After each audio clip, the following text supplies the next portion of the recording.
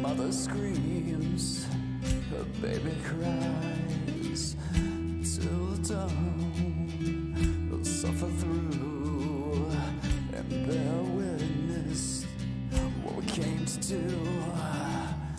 Righteous cleansing is what it needs.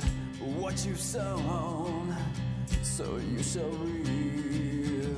I'm gonna raise this town until it's gone. So grab some gasoline, sing along. Oh, the city's burning down tonight. Oh, the city's burning down tonight. So say goodbye, won't you say goodbye, won't you say goodbye. See the smoke, breathe it in, till all you taste is the burning skin. Turn to ash in the blink of an eye. This raging fire reaches into the sky. Entire life was was in vain. The only thing left for me to say, society's rotten, nothing left to redeem. Let me show you just what I mean. Oh, the city's burning down tonight.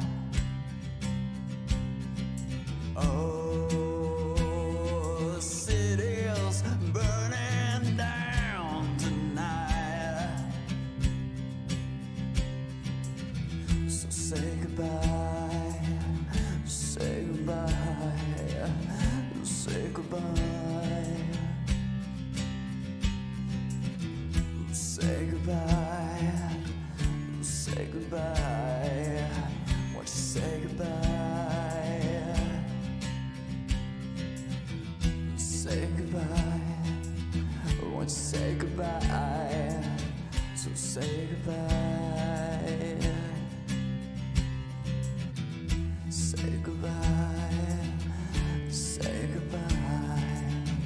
Say goodbye.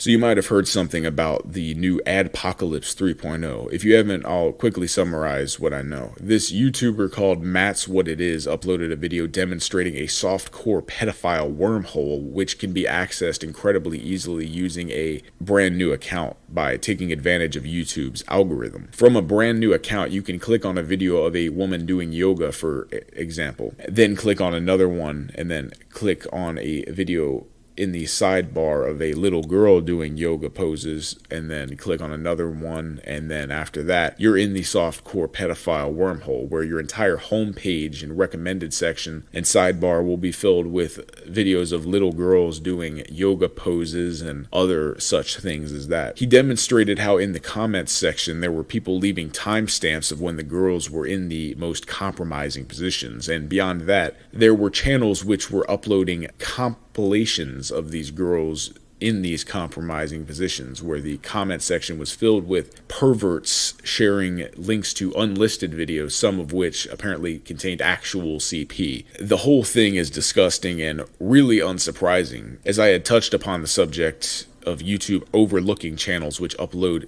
CP and other means of child exploitation and being slow to ban such channels while micromanaging and censoring channels that just talk about politics, especially channels like my own and that of Risen Phoenix, who lawfully criticize the global political, banking, and media elites agenda. On my YouTube is officially a shithole video. On my other channel, Death to Globalism, back in November. Now this Matt's What It Is guy has been getting some backlash in the sense that he appears to have ulterior motives in exposing this wormhole to advertisers. Some, like Review Tech USA, have even gone as far as to say he's trying to start another adpocalypse out of bitterness of being a failed YouTuber. Others have showcased some shady shit he himself has done in the past. But honestly, I wouldn't class doing a stupid prank video where he asks a teenage girl for her number in the same level as what he's exposing in this video. While asking a teenage girl for her phone number is sort of a legal gray area, his intent was not to pursue a relationship with an underage girl. His intent was to frighten her for comedic value, which is a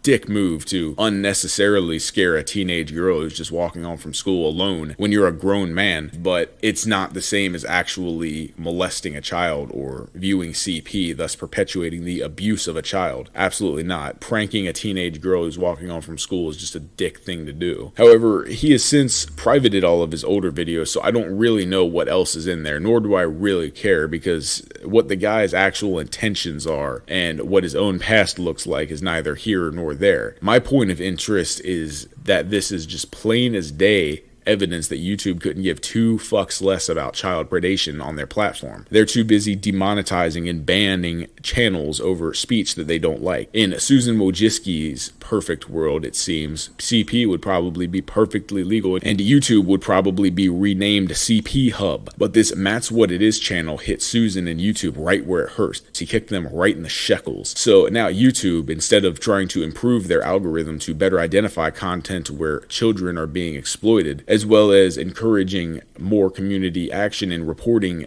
videos such as this and channels that perpetuate such things. No, instead what they do is, since many of these videos had a lot of time codes in the comments, a lot of perverted, disgusting comments, they're going to start demonetizing videos based off the comment section, which is completely missing the point of what's going on. The problem isn't even that pedophiles are leaving perverted comments on videos made for pedophiles. The problem is that there are videos that are made for pedophiles on YouTube in the first place. So what are they going to do? Start demonetizing videos that contain a lot of time codes? Well, more videos than just pedophile videos have a lot of time codes, such as music. If somebody uploads a full album, there's usually somebody in the comment section who writes down the time codes for the individual track listings. Or a channel which uploads podcasts or just very long videos where they cover multiple topics, there might be time codes so that one can skip freely through the parts of the podcast that they like. Well, all these bands who rely on YouTube for their ad revenue to be able to remain solvent, or podcasts or ASMR channels even, will they all be demonetized based on the fact that they have a lot of time codes in their comment section? And how long will it be before it stops being about pedophiles and starts being about bullshit hate speech? This is how the original adpocalypse started in the first place. At first, they started demonetizing pedophile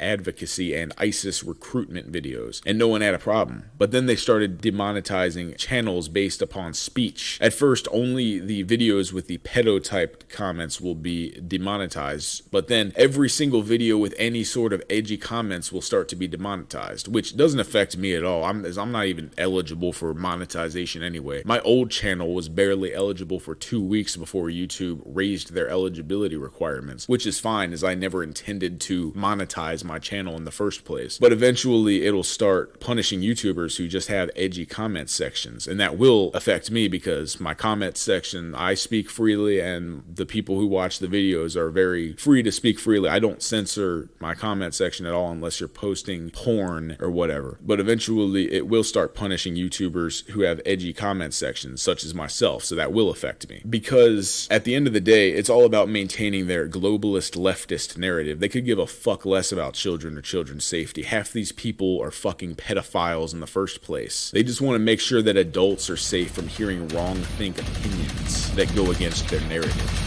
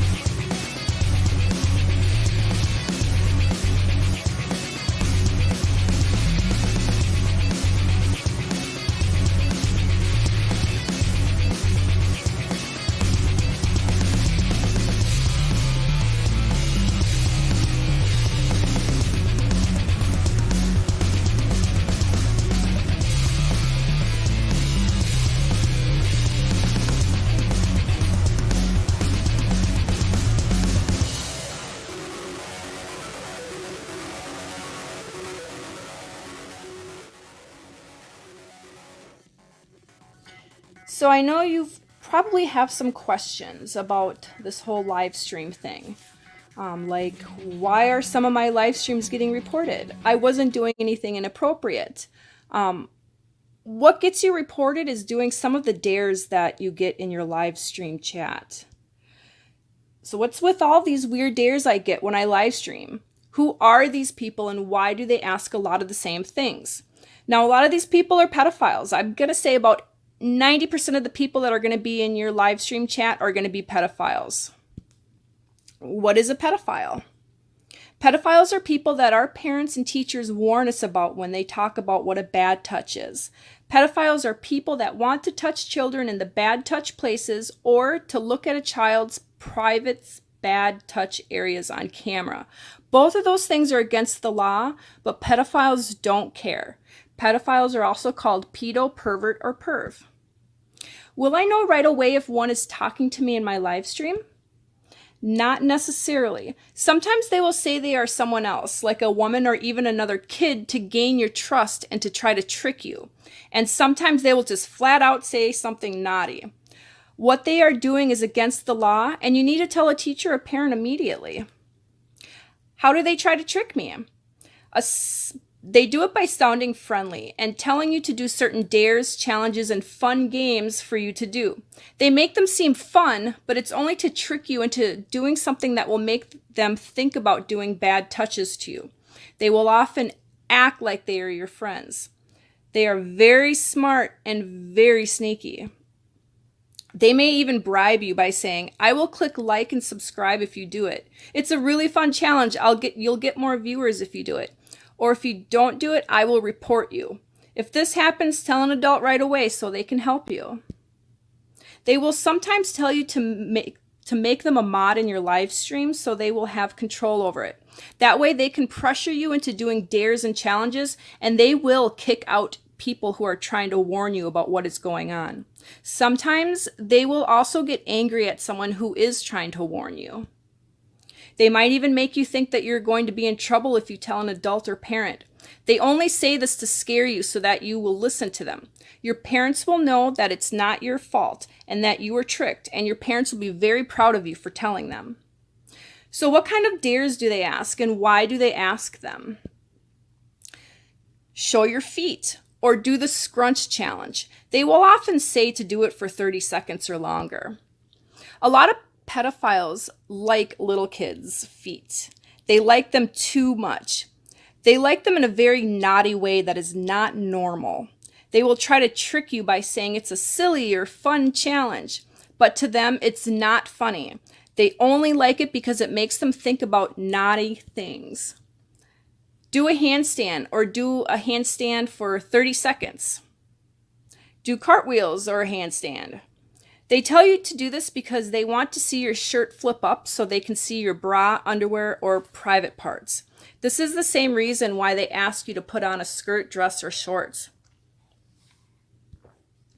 Stick out your tongue for 30 seconds, or stick out your tongue and move it around.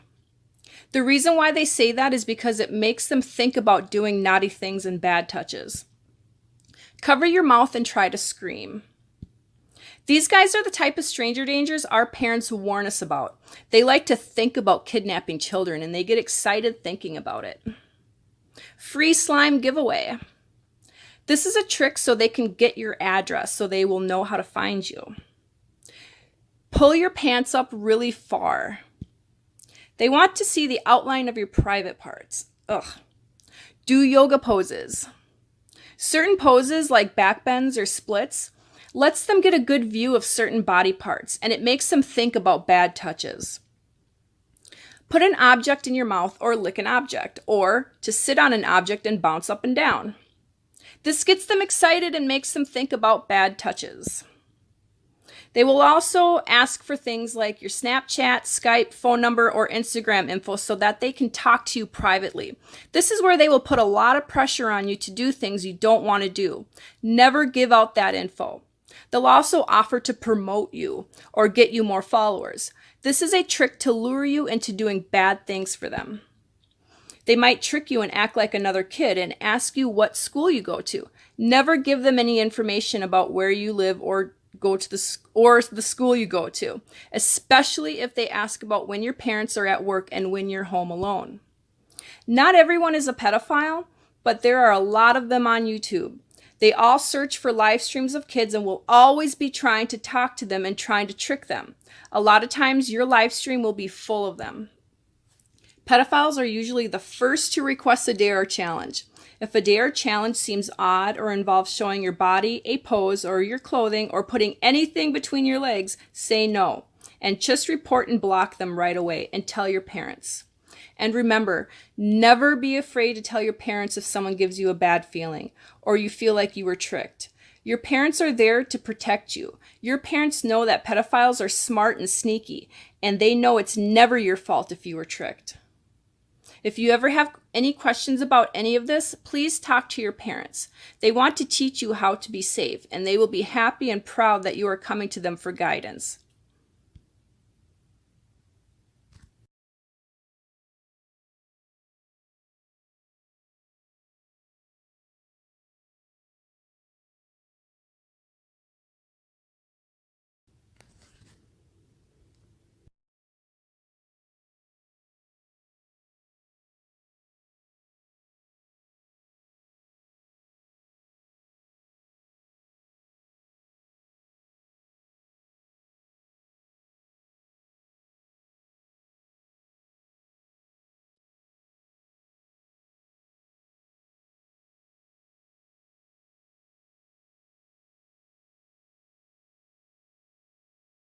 Okay, so here's some more examples on the tricks that pedophiles use.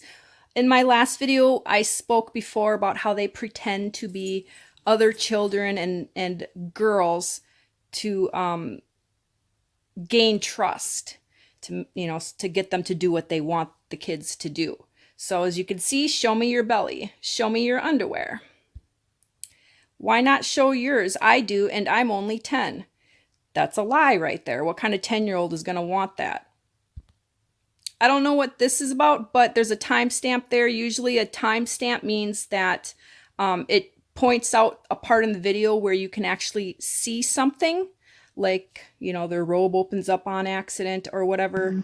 Yeah. Hey. Delete those comments. And if you do see timestamps, then you do notice that there is, you accidentally showed your underwear, or you can see something on accident, just delete your video, just delete it. Now here's one pedophile that tricked the child into making them a moderator. Now that this pedophile is moderator, they have control over the chat room, and they can kick out anybody that tries to warn them or tries to tell them to, stop.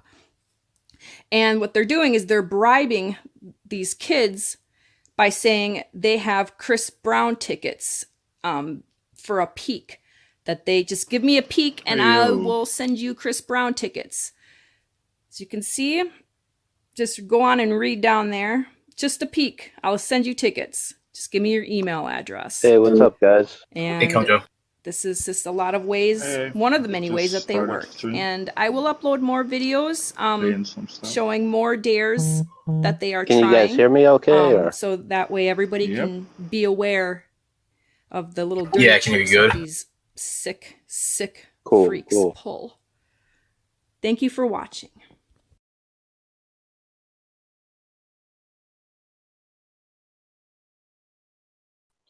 So how's this all gonna go down? So I know you've... Well, we did a practice live stream yesterday, so it went pretty smooth. Reeves, can you, for easiness, maybe I can actually do it now. Yeah, what? I was just going to ask you to get links, but I'll do it, because you're doing, it's not that hard for me. Running 2 systems, I can do something.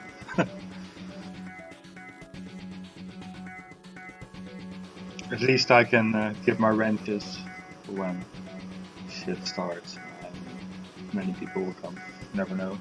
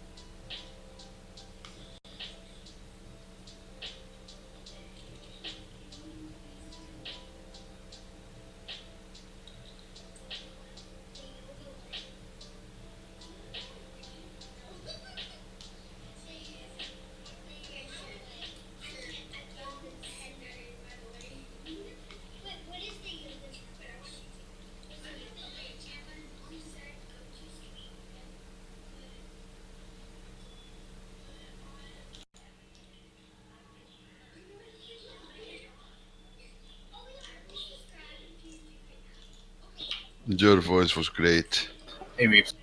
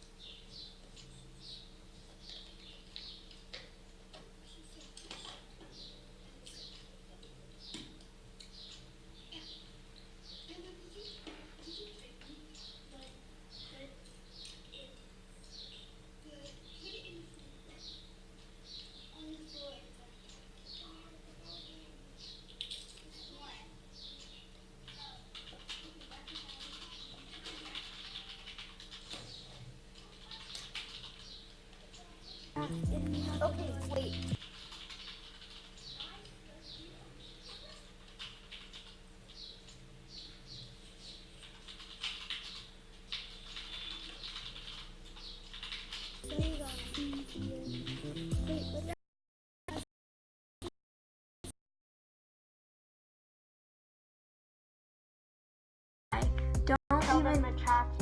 Don't even try to pretend like nothing happened, because I saw it, and if you were on Cloud, listen to this message, because I saw everything you said.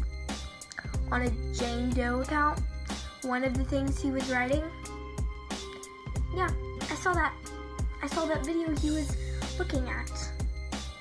It had you on another girl's stream saying all these weird things. Yep, I saw it. Listen, before I even saw that video, I already knew what was going on. Y'all creeps need to get out of here, for real. It's making me mad. Y'all are traumatizing little girls, getting them to do stuff. It's not okay. You're gonna have them traumatized for the rest of their lives, and I don't think it's funny. I don't even, nobody supports this anymore. Well, it's just upsetting me, all these random guys joining little girl's stream, 12 people, come on. That's a lot for just me, oh my god. Message goes out to everyone, because everyone who joined my stream except my sister is a creep. Because how would you even find my channel? Spooderman? Yeah, I'm talking to you. Don't even get it, for real. This message went to you. You're a creep, and nobody likes it. So you need to stop traumatizing little girls and get a life. Yep, I saw all Cloud's messages. I saw him telling girls to put their hand in their pants. This is serious matter. Y'all going on to little girls' streams is not okay.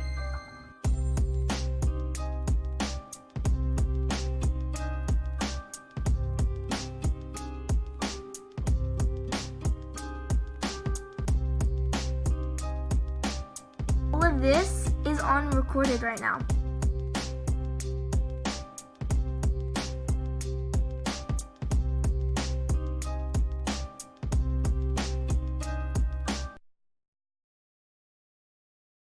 Hi folks, it's the Hogtie Champ with some news that some of you have been waiting to hear.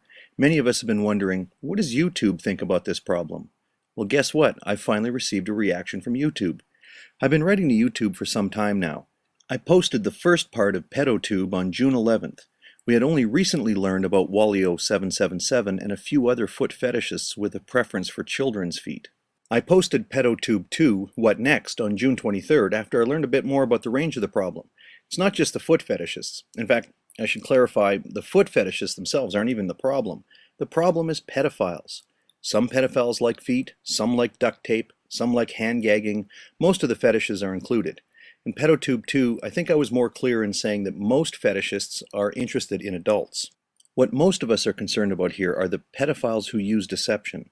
They use video requests, dares, and phony stories about college courses and things like that to trick kids and teens into making videos for their collections. Among the group of us working on this part of the problem, we have a rather straightforward idea for YouTube. There's a small change they can make to their abuse reporting tool that would allow kids to alert YouTube to these questionable messages. When a pedophile sends, let's say, 400 pieces of perv spam, YouTube would discover the activity within a day or two. With very little effort, YouTube could make this place much less appealing to pedophiles. In the few days since the release of PedoTube 2, I've been receiving about 30 to 40 PMs per day, most of them from kids. They tell their friends to watch and they write to tell me that they're glad they saw it. They also tell me about other dares and video requests they've received that maybe I didn't know about. It's all a very positive sign. According to the YouTube Insight data, in the past 3 days, over 900 views were by users who reported their age to be between 13 and 17 years old. Now, many of the younger users fib about their age, so the actual number of kids and teens who've seen PedoTube 2 is likely over 1,000. So, what about YouTube? What do they have to say? Well, in response to PedoTube Part 1, they flagged the video as may not be appropriate for minors. There's no explicit content, no minors in the video. All the footage is taken from YouTube videos that are not flagged. I know who false flagged the video. Now imagine the irony. A video that warns kids about pedophiles was flagged by a pedophile as not appropriate for minors. And of course I've written to YouTube about this, and I got the reaction that you would expect. Nothing. I've called Google only to be told that YouTube never takes calls, not even calls warning them about pedophiles. I haven't heard one word from YouTube. Until today. And why do I know that some of you won't be surprised by this? But this is what they think of PedoTube 2.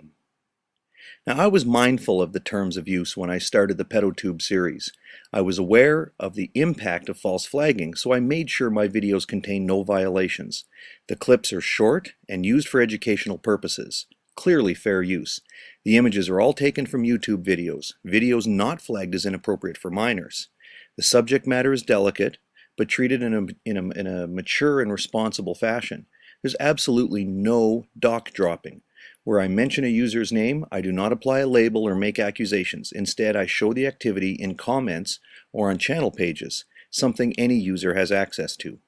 In fact, in PedoTube 2, I put the links in the sidebar so users could conduct their own searches on YouTube to look up the information themselves rather than putting any sort of accusation in the video itself.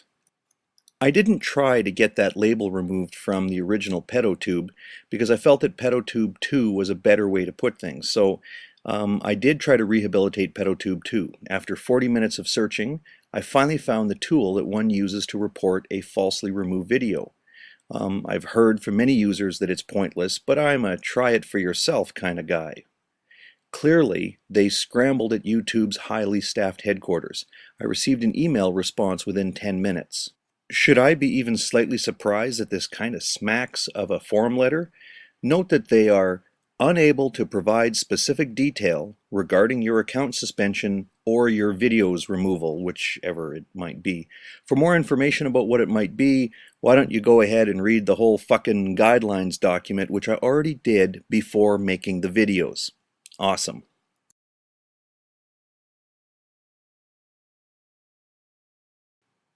At one point in part 1 of PedoTube, I had said, when it comes to YouTube, there is no one at the helm. Now by that, I meant that all of this crap is automated. They don't monitor or review or judge. When enough people flag a video, then poof, away it goes. I didn't object to the flagging of part 1. I thought the best thing to do was to move forward and improve the clarity of the message. However, part 2 was a clear and helpful message. I won't let pedophiles decide what is valid in this discussion.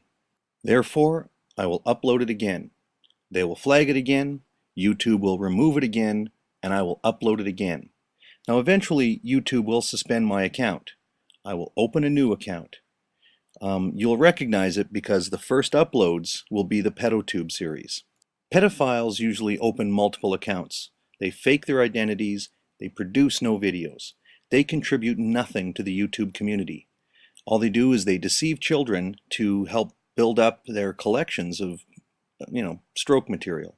They use multiple accounts to false flag those who criticize them. I believe it morally just to violate any rule that says I cannot re-upload PedoTube 2. The video contains no terms of use violations. The false flagging of this video is itself a violation, but nothing will be done about that. Also, when the PedoTube series is complete, all episodes will be made available to CTV and CBC. If news networks in your country might be interested, I'm willing to share. Just let me know. Originally, my videos were about the unfortunate problem of pedophiles on YouTube. Now, I must include mention of YouTube's willful neglect and their interference with our efforts to educate younger users. I'll ask this favor of you. When PedoTube 2 shows up on your list again, please open a window and let it play, even if you've already seen it. It'd be nice to have those views load up again. If you had rated it before, please rate it again.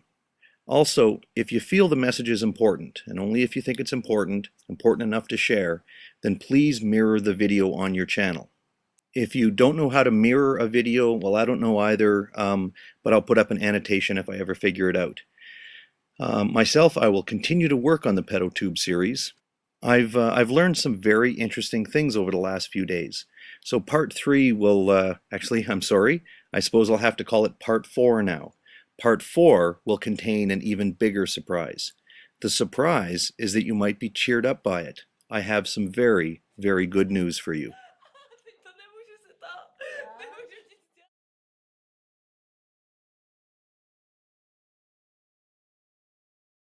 It generally progresses to... Hi folks, it's the Hogtie Champ with a very serious video, one that I have to admit I found a little difficult to make.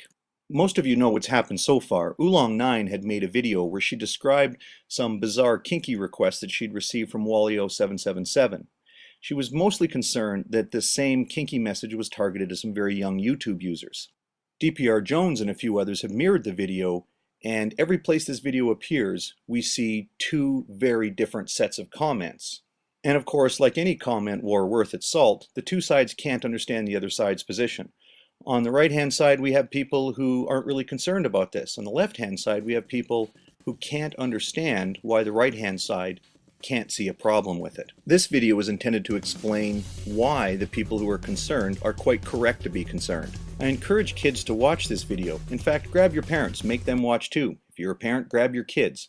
But be warned, there's only one way to talk about this. We're discussing some frank, grown-up behavior, and the only way to talk about it is in a frank, grown-up manner. We'll be discussing some unusual sexual behavior, some fetishes and philia, and even showing some scenes from movies that you might find unpalatable. I'd suggest that kids over 12 are equipped to understand this material, especially if they have a parent available to help explain the context. I'll also note that all the video clips you're looking at are readily available to any 12-year-old on the internet. There are some terms that I'm going to use carefully. For example, I will distinguish between a pedophile and a child molester. Also, we'll speak about the fetishists in a completely separate class. I will not be using terms like pervert, which is a moral distinction, or criminal, which is something best left up to lawyers who represent the people.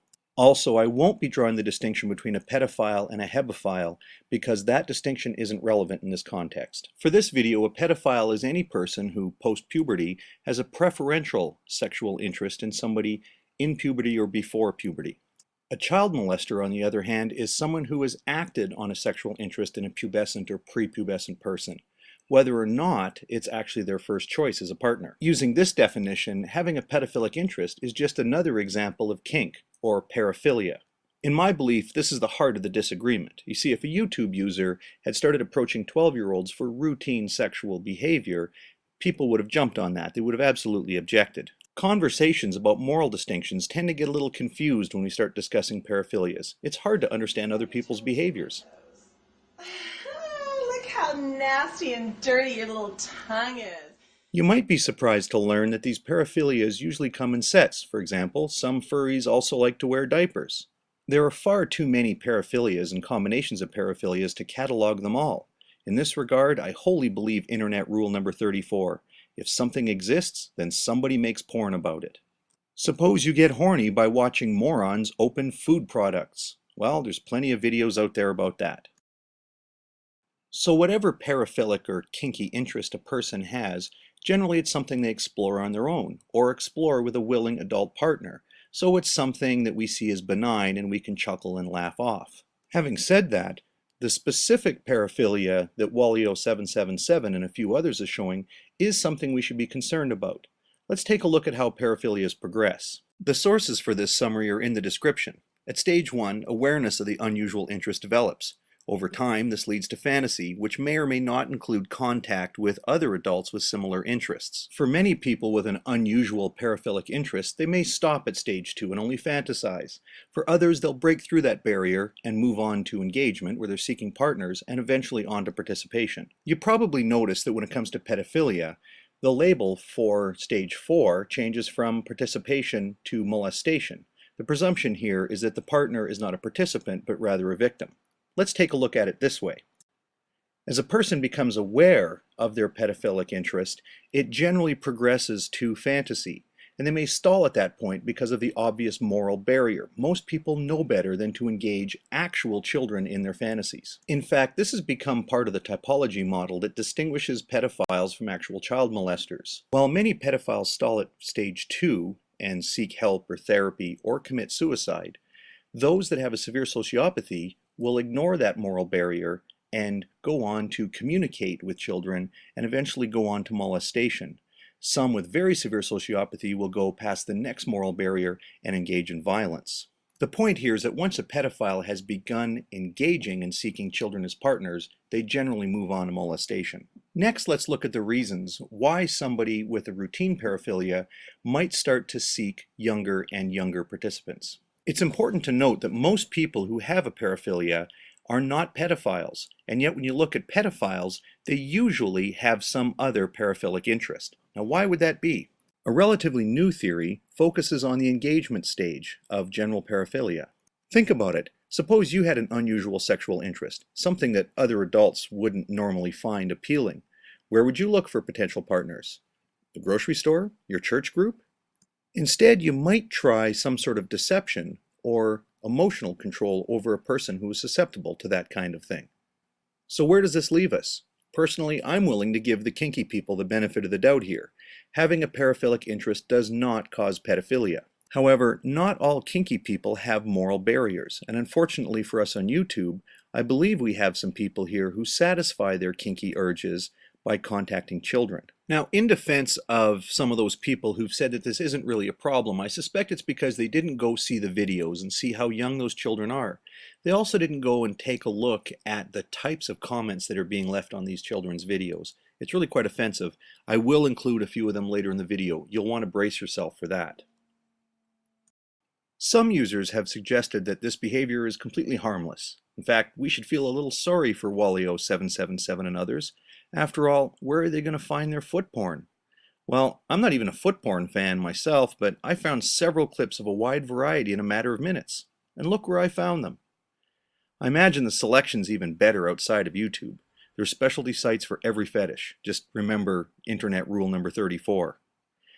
There are even sites where you can find compatible partners in your city. So why do these folks need to contact children to create new material? The reason is it's not about the feet. It's all about the rush from the power of controlling children. So is this just a simple foot fetish, nothing to be worried about? Of course it's not. There's hours worth of footsie video on YouTube. There's months worth on the adult sites. They could go to sites to even hook up with people in person. The only difficulty they have is that those people are all adults. Those sites are all designed for adults. For these guys, the kink is not the foot fetish. The kink is all about controlling kids, conning, deceiving for that feeling of power. As I said before, based on all data available, contacting children is the barrier that distinguishes a pedophile from a child molester. Here's a comment a user had put up on a video that was produced by two 12-year-old girls. Looking at the video this is attached to, it's quite obvious that the girls are at most 12 years old. There are dozens of comments and PMs that go to kids that deceive them using the children's game of truth or dare. This user asks a 12-year-old girl to make a video where she scrunches and spreads her toes, which I suppose if you're into that sort of thing is kind of cool. Here is some scrunching and spreading being done by an adult woman. You know, if you're into that sort of thing. But rather than watch an adult woman do that, they will play games with children, pretending to be their friends. Oh, and remember this guy? Apparently it's quite pleasant to lick the sole of an adult woman's foot. This guy, however, has written this comment in response to a video that was produced by a 12-year-old and an 11-year-old. It is utterly absurd to think that these guys are contacting these children out of a plain vanilla foot fetish. Their fetishistic foreplay is to contact children and to control them for sexual pleasure, even if the control is in a fashion that seems a little silly to the rest of us. And as I said before, anybody who has such a rehearsed and refined pattern for seeking, vetting, and coaxing children is not stuck at the fantasy stage or at the engagement stage. But YouTube will fix it, right? Surely they'll investigate and track IP addresses and warn children and parents, contact authorities, get people arrested, right? No. Think about a beach owned by a large city. Who is more likely to sue that city? The family whose kid drowned when there was a lifeguard sitting right there, or the family whose kid drowned when there wasn't a lifeguard?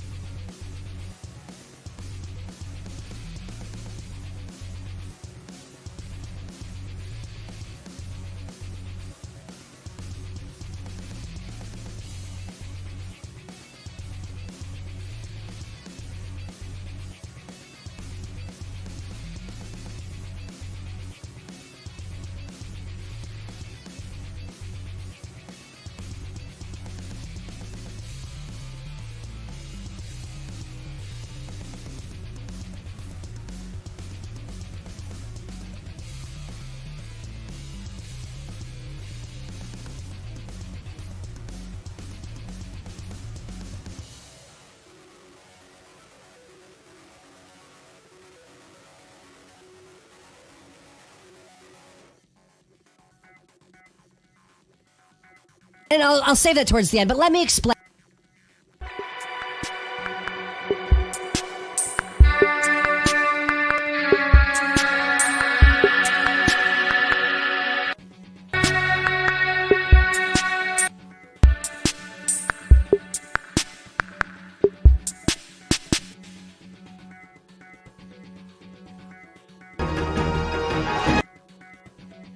What is up, Trouble Alert Nation? I'm your host, Killer Keemstar. Let's go right into the news! And to this guy, Matt is what it is. I don't like you for two reasons. One, you make me have to admit that Keemstar did a good job with journalism, which he did. He did an excellent job. He exposed you for the fraud that you are. And two, you're a fraud. So what he said really offended me, and it seems to me that this guy is not trying to fix the problem, and again, trying to get as much attention as possible. He was apparently convinced that YouTube either weren't listening or weren't acting quickly enough, so this was the most rational way to fix the problem. I have no doubt in my mind that YouTube are already working as hard as they can to fix this problem, because they know what happens if they don't. I just disagreed with your video. I think it was a really stupid way you were going about it. Now it just seems like you could give less of a fuck. He's like, well, you know, unfortunately...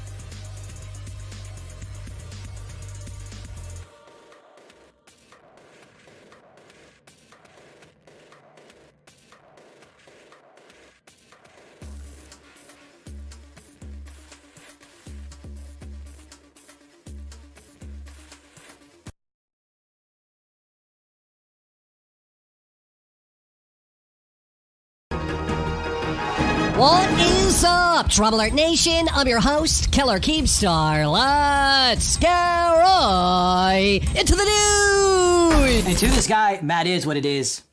I don't like you for two reasons. One, you make me have to admit that Keemstar did a good job with journalism, which he did. He did an excellent job. He exposed you for the fraud that you are. And two, you're a fraud. So what he said really offended me, and it seems to me that this guy is not trying to fix the problem, and again, trying to get as much attention as possible. He was apparently convinced that YouTube either weren't listening or weren't acting quickly enough, so this was the most rational way to fix the problem. I have no doubt in my mind that YouTube are already working as hard as they can to fix this problem, because they know what happens if they don't. I just disagreed with your video. I think it was a really stupid way you were going about it. Now it just seems like you could give less of a fuck. He's like, well, you know, unfortunately, YouTubers are gonna have to suffer. You don't give a shit. You don't give a shit. You just want the death of YouTube.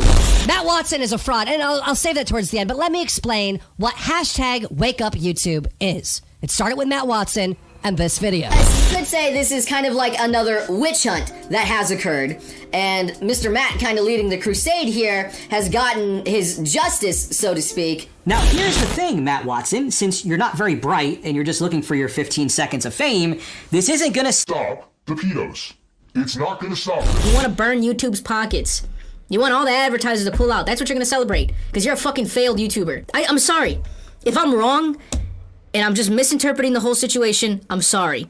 but it really fucking comes off that way, my dude. It really fucking does. So yes, the person who's running a pedo crusade may in fact be a pedo himself. So this whole, oh, let's tweet to big corporations and tell them not to advertise on YouTube movement is a bit unneeded in my opinion. I mean, YouTube are going to fix the problem, so this whole thing is just doing more harm than good. And the funny thing is, these people literally think they're like some next level heroes for doing this stuff. Just take a look at this post from the YouTube Wake Up subreddit. This is the most important event of the decade. This is my opinion. This guy is a complete fraud, and this is not about making YouTube safe. This is not about YouTube's doing nothing because YouTube is doing something. This is about Matt Watson trying to get as much internet attention as possible and trying to be seen as a...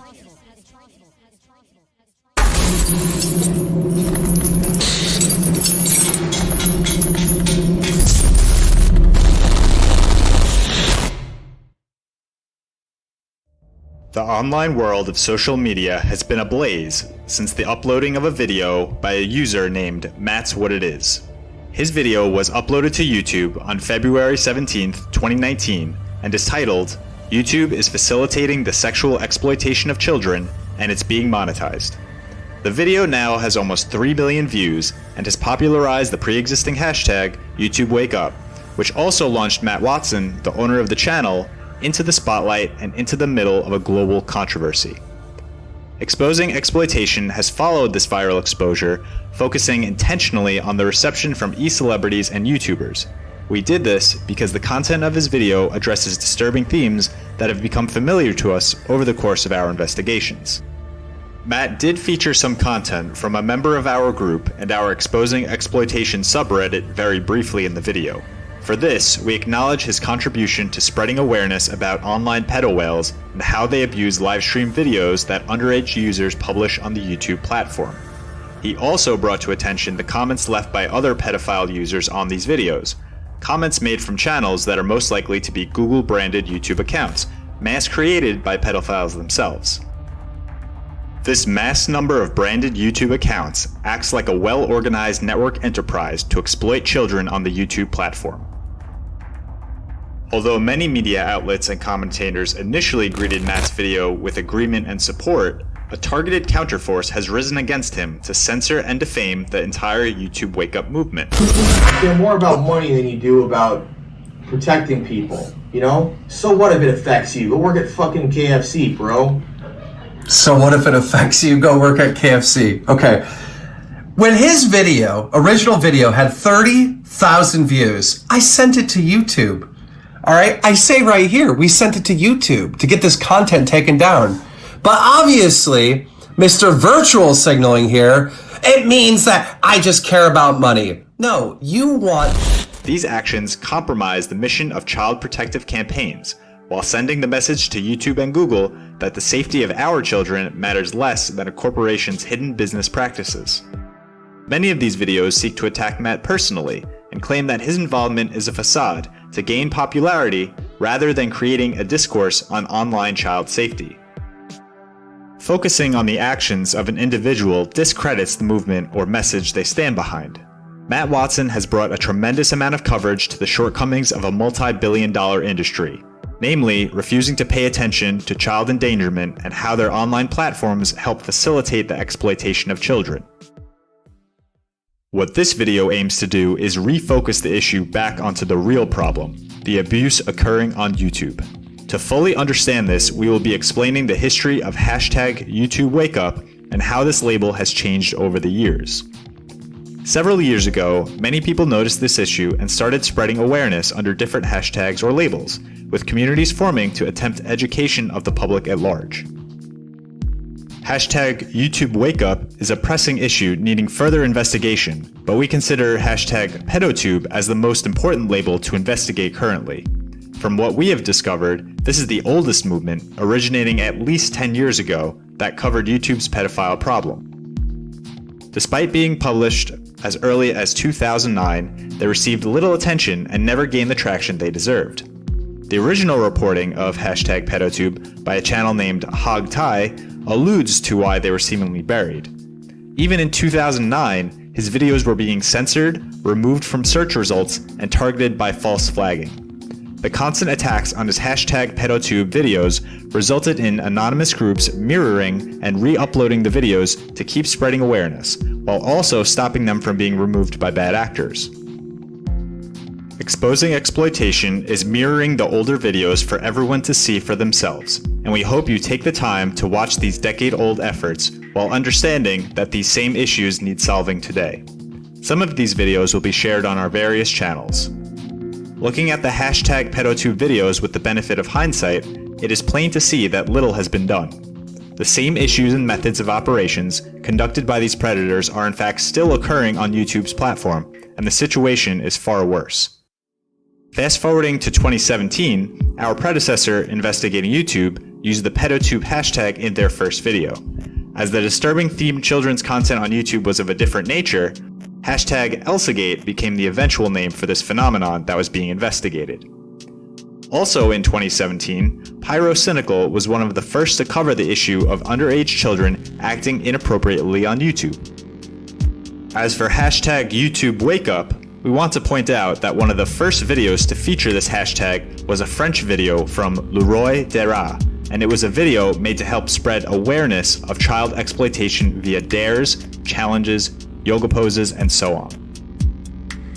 Another video from the Spanish community followed soon after. Both of these videos were published in June 2018. So why ignore the origins of YouTube Wake Up and focus so much on the e-celeb aspect of it? Much of the current commentary hasn't showcased anyone objectively looking at how or why hashtag YouTube Wake Up became a trend. Exposing Exploitation has been spreading awareness of these issues represented in hashtag YouTube Wake Up, and also pushed hashtag GroomTube and hashtag pedotube for many months now, yet the underlying causes are not sufficiently explored, if at all. It doesn't take an impeccable character to spread awareness for a serious moral issue, but it takes a snide, self-centered wannabe personality to put their self-interest first and gaslight anyone who even attempts to expose how children are being exploited on YouTube. Hashtag YouTube Wake Up may be a relatively new hashtag that became a very recent hot button issue, but the manifold issues surrounding it have existed on YouTube for far longer. The issues that led to the creation of hashtag YouTube Wake Up right now eclipse Matt as an individual or the legion of detractors attacking him. The whole e-celeb and social media sphere has lost the plot, and to us at Exposing Exploitation, online child safety will always be more important than money or fame or YouTube itself. Hi everyone, this is Haley Halverson from the National Center on Sexual Exploitation. Not a problem in and of itself. YouTube has a host of other problems. There's pornographic ads appearing on trending videos. A lot of pornography is on YouTube, but just has hidden titles. The YouTube's creepy kid videos on YouTube Kids app and more are still a problem that's not fully resolved, and those are often sexual in nature. And in 2017, it was reported that YouTube's child abuse reporting system actually wasn't working for a year. For a full year, their child abuse reporting system wasn't working properly, and they did not step in to solve it. Until they're still relying on human eyes to review this content. This is crazy. There are hours of videos being uploaded to YouTube every minute, and so YouTube is just waiting for users to report content or for the media to report harmful content, and then waiting on human eyes to review that content. That is too slow for the platform that they've created. YouTube needs to use more artificial intelligence and more proactive steps to start going after these videos instead of just relying on users to report them. You know, these are real girls that are being victimized and exploited, and it's time that YouTube actually take responsibility and make this their #1 social priority.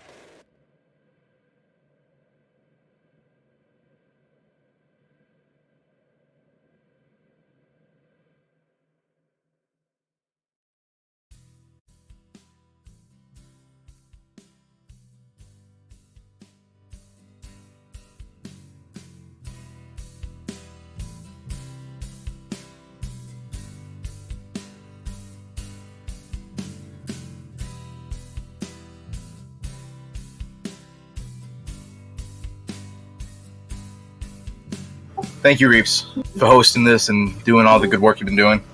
Hey guys. Hey, how's it going, man? Yeah, good. Been waiting. Couldn't drop in PC. Good to see everybody. Yeah, well, good to hear. Yeah, so I guess you guys were in the live premiere, right? How did Yeah, we that watched go? it. Yeah, many people? Or... Not as many as you'd think, but that's because it's kind of peak period for other live streaming sort of stuff. Everyone that's got a live streaming channel is pretty much live streaming now. But that's fine. Friday I thought it night. went well. Yeah, it's split up in like a number, so we don't even know exactly. Yeah, seen it was pretty busy with other live streams. Oh, maybe they drop in, say hello, that'd be cool. Sure. It's kind of hard to manage all the apps and the windows and all the chats. Imagine how hard it'd be for these actual live streams that jump from, Discord server to live stream to this to that. It makes you feel schizophrenic. Yeah, I'm starting to get schizophrenic indeed. 2 systems, 3 screens, it's crazy. I need my YouTube monetization or I'll quit. Susan, pay me. We should activate super chats just for you, Reeps. Yeah. No man, just buy me a beer sometime.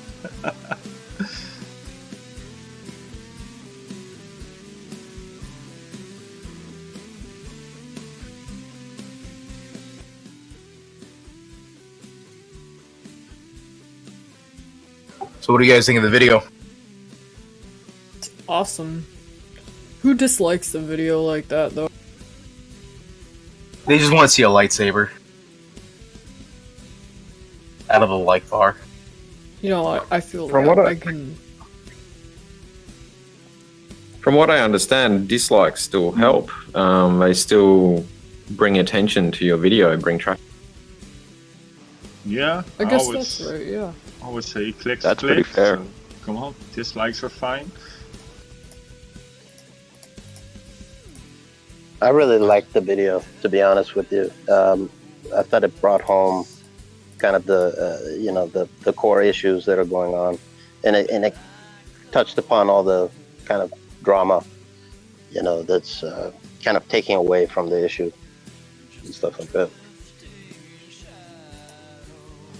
Yep. Yeah, I mean the introduction part is pretty evident how everyone addressed the current video that happened and how everyone believed that there wasn't an issue with child exploitation on YouTube, and how everyone realizes that stuff like that exists and it's a prevalent problem that should be looked upon. Exactly. I mean, it's an uneasy topic to look into, so it's very easy to kind of bury your head in the sand with the distraction, with the drama. It's just as important as anything else, though. It's not something people like talking about, but if no one addresses it, then nothing happens. And I mean, this is what Matt did in his video, and I think it's very important that he managed to get some media to talk about the issue and people more involved, and he made his video viral, and that helps with the cause of spreading awareness about those issues right now. But Matt was a perv, though. He did all that stuff on his satire videos. Yep. At least he spreaded a message, Yeah, in the end it didn't really look that well. Matt's still a somewhat horrible person, kind of. I don't... I'm sorry, go ahead, man. Yeah, well, we're meant to think that way. Researching that video, we were trying to find supporters of Matt. And if you go on YouTube, there's none. Barely anyone made any video supporting him or his viewpoint. And, regardless of like trying to support him and his kind of history with that satire channel or whatever, they completely sidestepped his actual viewpoint. And, the reason why it went viral. They're trying to say the reason it went viral is because he was exploiting the issue of YouTube Wake Up to try to gain some sort of fame again, or get more subs and start his YouTube channel again, where he explicitly said many times that wasn't his intention. Even if that's the case, how can you want a perv or somebody kind of like with a bad background spearheading this whole move? That's where I disagree. I don't really see him as a bad person, to be honest with you. Those videos could have some questionable kind of comedy behind them, but as tasteless as it is, it's not like he was doing anything completely immoral and just like the issue at hand. He's not one of those people, to me at least. Just kind of in bad taste, in my opinion. I agree. Yeah, but for a leader of YouTube Wake Up, him going and hiding, like, isn't that kind of weird? Yeah, it is a bit I coincidental. think to a general audience, it's an act of cowardice. Yeah, I don't think he should have hit his face. If it was me, I'd be, in the front showing my face. But I do agree that I don't think he's necessarily the best person to be kind of the face of what he's trying to put out there. I think the issue is that he got attacked by people that tried to defame him in order to gain more views, and people that use drama in order to promote their business. So he got against that kind of people, and he couldn't deal with this kind of crap because his original message got lost between all the drama and the paranoia of apocalypse. It didn't absolutely. take that much. All it took was one idiot called Keemstar who made a stupid video, took some clips, and he destroyed everything. And Apocalypse just followed up, and we're still seeing these kind of chat logs, which are shown on stream, and it's happening 24/7, and it's just fucking bullshit. Someone mentioned that what do you think of him being the face of this? Well, the actual face of it is exploited kids. It's not Matt. It's not his, rambunctious live streams where he goes over top and gets bombarded and gets really emotional. He's just a human in that regard. It is overwhelming trying to be the face for exploited kids, because how do you do that? It's very difficult, especially as one man, one man with a YouTube channel. We got YouTube Wake Up in the waiting room. I'm gonna move it. Hey, YouTube Wake Up.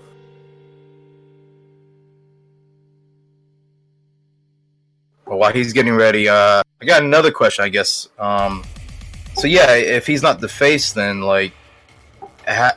he says this issue's been on the platform for so long, but it got fixed very recently, very quickly by YouTube. Hey, I'm here with you. I forgot it was hotkey. Now I'm the one doing it. Or hold key. I still don't see fixes so far, like real fixes. Nothing's happening. So, I don't know, someone's lying. Is disabling comments the whole thing that's gonna make the platform being better for kids? I don't think disabling comments is the only solution that should be made.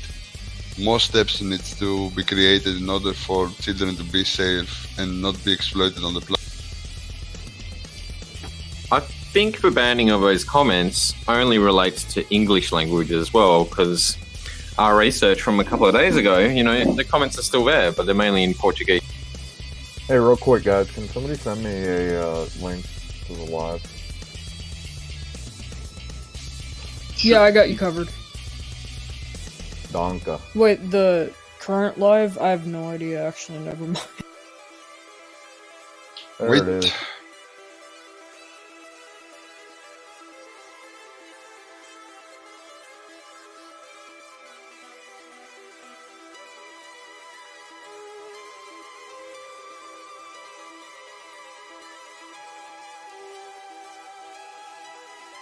So are you guys defending Matt? I am not defending Matt. I can't defend him, but I mean, I can kind of sympathize a bit with what he does. Hey, real quick, somebody briefly fill me in, like, 10 seconds. We're talking about the video that was uploaded, and we're talking about Matt, what it is, because he became a big deal on YouTube, and he kind of went into hiding. And at the moment, I'm playing devil's advocate. Roger. I would go so far as to say, yeah, I defend him. I'm with Citadel. I empathize with what he's doing. I completely understand his actions. And I'm not going to sit there and nitpick what he did. I'm just going to go past it. Like the video says, it's not really about Matt. He was just a soft target, and the soft target went viral. I don't play devil's advocate, but I'll say I'll defend him in the sense that anybody that wants to spread awareness on real issues, like that, to get character assassinated the way he did is only going to deter people from wanting to speak out on an issue anymore. They're going to see what happened to him, and that's going to be a example of what happens if you try to speak out on something. So it sounds like maybe we should make a quick statement video just saying, the group's opinion on what's going on with that. We don't have to support it one way or the other. Just say how we feel about the whole situation, really. I think that sounds like a good idea. It's kind of what our video was. Well, I mean, we gotta look like we're still in support of what he's in support of, because that's what this is all about. He was in support of actually what you guys are doing and have been doing. So your name's out there too now. I mean, that's the point of the video that we just created, saying our opinion about Matt's ideas and how they've been implemented and what has been done afterwards, meaning that the problem still exists and nothing associated with fixing the actual problem has been done yet by you. Yeah, it's only been other YouTubers cashing in on something that's called targeted harassment. It's kind of illegal and it's unfair. I really feel bad for Matt that he's got to deal with that shit. Maybe he didn't make like the best decisions, but at least he stood up, and no one else can say they did. But all they do is attack him. Maybe they're just all jealous because they don't understand how he got viral, and now they're trying to imitate it, and it doesn't work another time. I think you bring up a good point, though. What if Matt hadn't made that video? Then they would still have banned the CP combat point Pokemon stuff, which is like one of the biggest communities. So, and Keemstar would still have addressed something to YouTube and made them go into panic mode. And I guess the apocalypse was bound to happen anyways. If it wasn't because of Matt, it would be yesterday or tomorrow or next week. And if they still refuse to fix it, we'll see this happen like pretty soon again. Well, that's something I noticed a lot of people saying is, Matt going after the advertisers, did a blow and created apocalypse. Fact is, advertisers, and I said this the other day, advertisers would not have pulled out if there wasn't a legitimate problem that they found. All that happened is that they got notified and they saw how bad it really is on YouTube, and they decided to do something. Exactly, because any large company like that is going to have, a branch that's going to look into it, a group of people that are going to look into it and do their research before they decide to pull any kind of money out of, a money maker or whatever for them. I'm actually My really only curious to know issue what they with- found. My only issue is, you know, I watched that whole video and I told you guys, well, some of you, that I actually viewed his original video. I didn't see it recast or anything, or re-uploaded. I don't remember him really complaining too much about not getting ad revenue. He was pretty much just saying he was against it being on these types of videos, if I remember correctly. He did say his channel wasn't that huge. He seemed a little bummed that it never grew, but other than that, I don't remember him specifically complaining not receiving ad revenue. I could be wrong. Yeah, I think I noticed that too, and you know, like the times that he did mention that, like, well, my channel isn't monetized, but it didn't seem like it was a jealousy thing. It just seemed even more this channel wasn't monetized, but the sorts of channels that were monetized are just heinous, despicable shit. And I remember him stating that he didn't want any money or revenue out of his streams, and even the donations that was being made to him, he said, like, can I give that money back? He seemed like he didn't care about making money out of it. Well, then why does that seem to be the whole argument against him? Like, he's against the money because he ain't getting any. Like, he's doing this whole thing out of, like, envy in a way against all these other more successful YouTubers.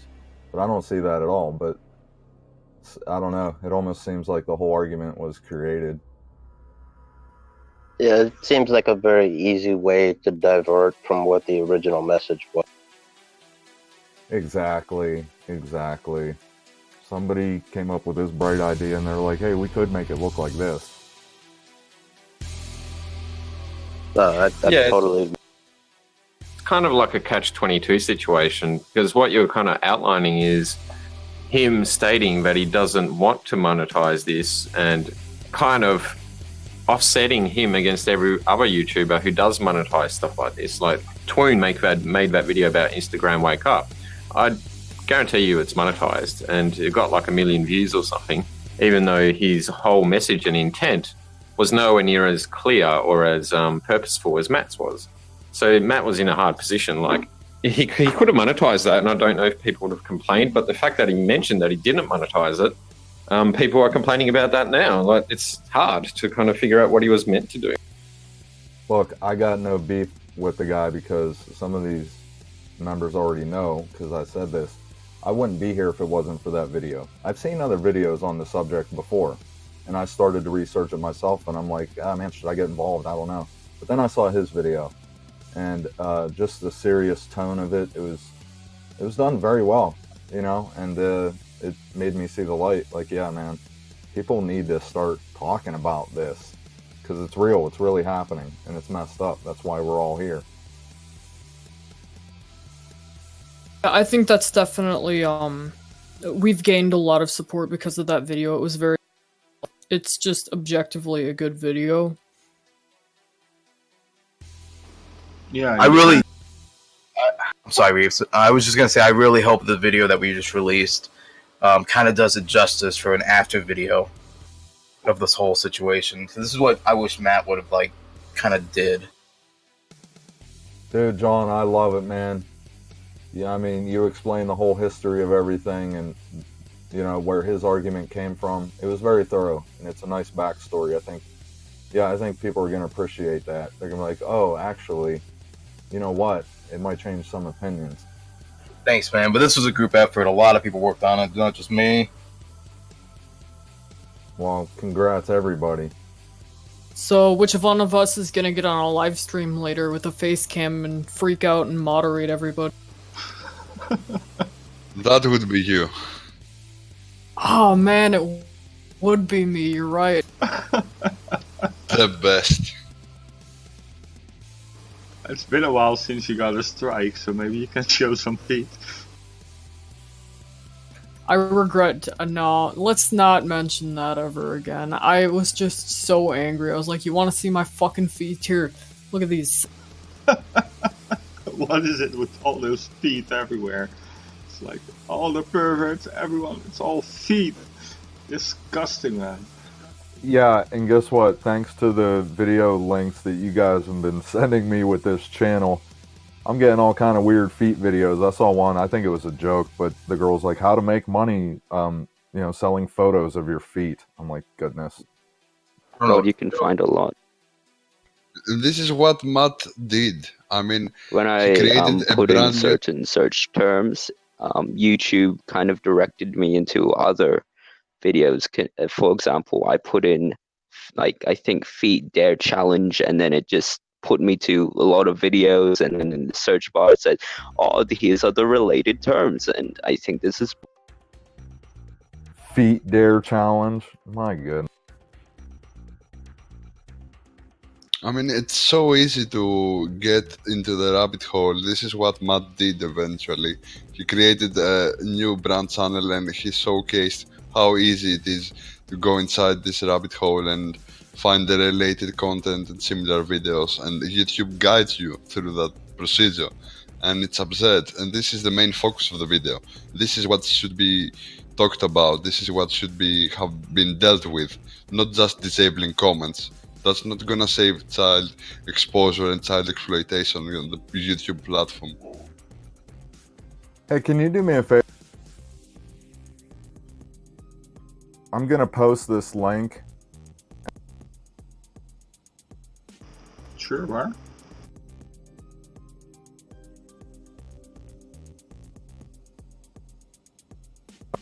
This is the guy I did my first video on. I reported his channel 4 days ago now, and it's still up and running, and I have no idea why. Is this something I should come take a look at, or? Don't put it on the stream just in case. Yeah. Yeah, no, don't do that. Don't do that. He's gonna rickroll us. Nope. Well, I don't know. Can you just zoom into his name? That would be awesome. I got an I can do that. No, seriously, like, dude, this guy's from the Middle East. It says Pakistan. His name's Usman. He changed his name to Routine Shower. What the heck is a channel like this doing on YouTube? YouTube, get rid of it. How many times do we got to report it? How many videos do I got to make? Have you This seen? shouldn't exist. I'm gonna shill again. Have you seen my database? No, I have not. Oh boy. Oh, it's time to come show this off.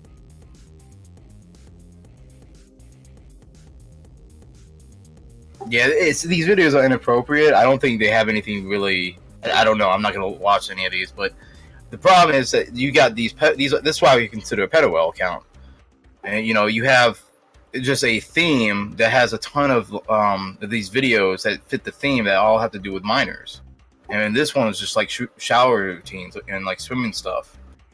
So I'm sure each one has like little timestamp sections, and it's like we've reported countless of the ones of these, and they usually pop back up under the same name with the same videos on top of it. You think they would have something like that the NCMEC has, and they're section these videos off so that you see if the algorithm sees this video in its AI system, whatever they have. I'm not too tech savvy, but it would mark and flag these for like review or something before allowing it to be published. Hey, don't you think there would be a way for them to embed a code into every uploaded video? That way, if somebody else tried to re-upload it, it automatically gets rejected because, Dom, you know what? That's already in our database. You can't be copying other people's stuff. Yeah, exactly. I caught the sarcasm there. And they have that. That's why I don't understand why they don't do something using that. And they keep on saying safe harbor law or something as an excuse, but it doesn't really make a whole lot of sense. That's bullshit, by the way, the safe harbor law thing. Yeah. Yeah, for what we're talking about, yeah, it is BS, and every time that's what they point to. Anyway, dudes, my whole purpose for this with those pedo whale accounts is, they potentially create pedophiles. They really do. We see this going on YouTube constantly with their algorithms. Like, why does it exist? Get rid. Yeah, it does create them too. It creates their own community within these channels. and it gets them organized, and then as they get organized, they go and raid these live streams. So it's all connected in that aspect, and that's why right now I'm mostly focused on the live streams because that's what they're targeting to create new content.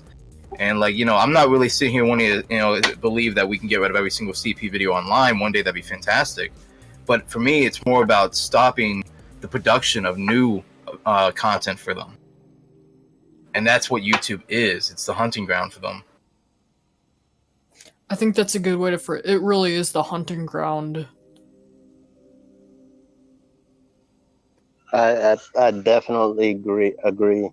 And as someone that has worked with sex trafficking awareness groups in my city, one of the things that bugs me is with their networking. You know, are these guys going to one day go out and take action upon a minor in real life based on, you know, connections they've made on YouTube? I think that's a serious issue that, you know, they need to begin to look into. I'll link an article where that did happen, and the actual story is terrifying. This guy did that, and he got her address, flew from New Zealand to America, and tried to kidnap her, and the mum thankfully shot. Yeah, that's scary because it does happen. I mean, it's not, you know, just a you know, once in a blue moon type of thing. I mean, you'd be surprised how often, you know, scary stuff goes on like that in the world.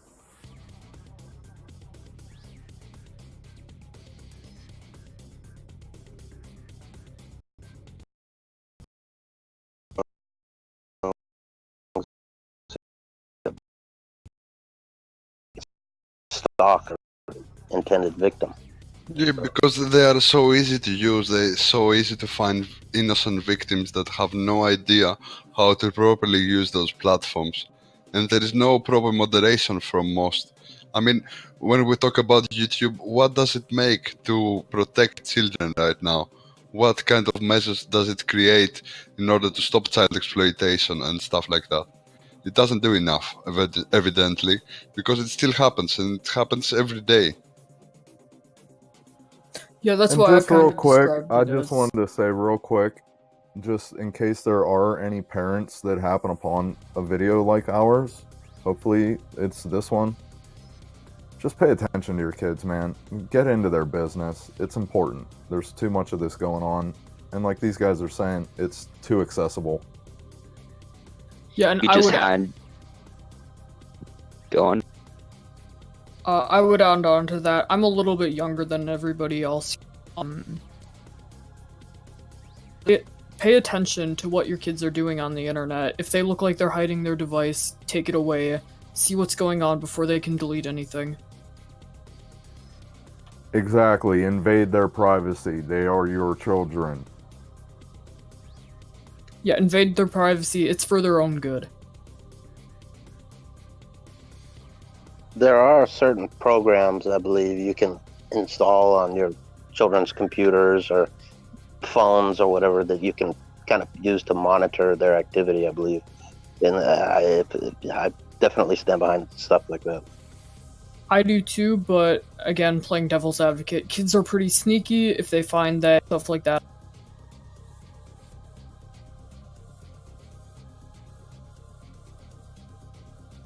It's going to be even worse people that they come into contact with. I'm sorry, real quick, is the audio cutting out for other people, or is this just on my end? I think since some of you guys ain't used to push to talk, try to like hold it down just a little longer after you're done speaking. That would be my problem.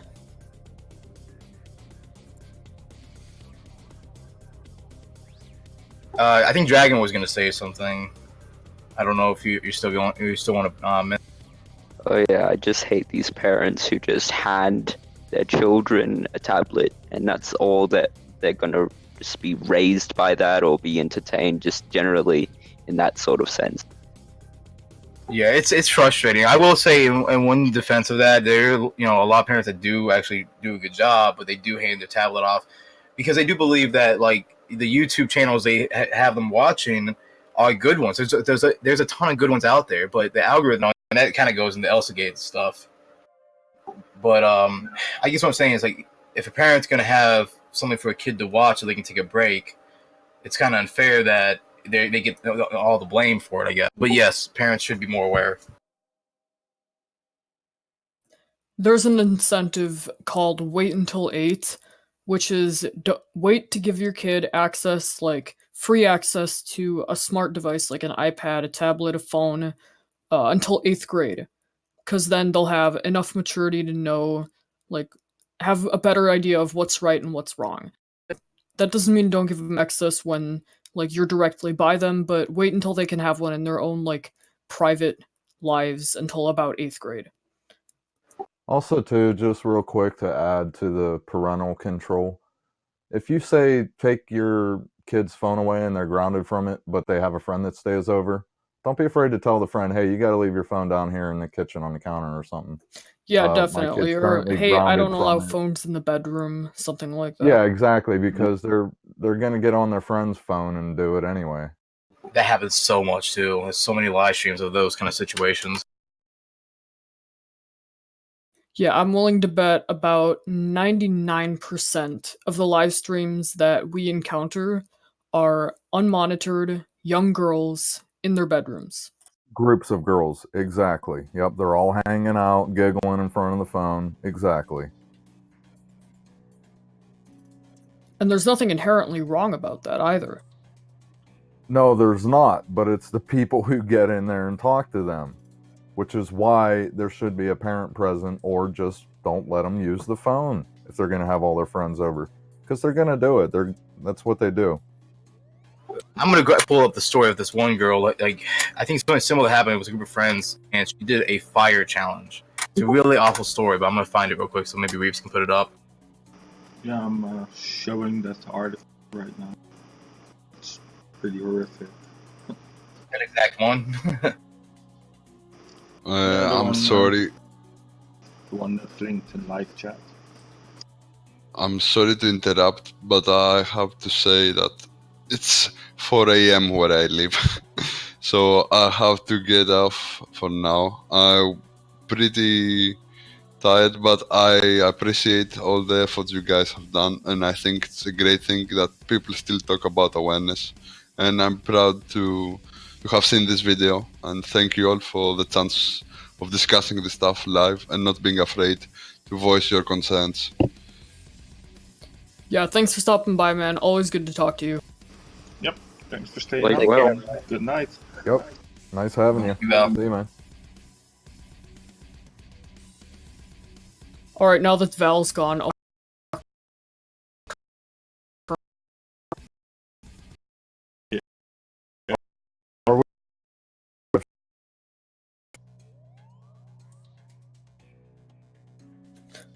Dust, were you able to take a look at that database that I sent you?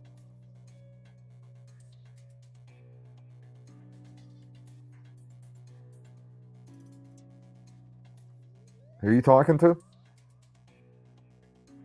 Not quite sure.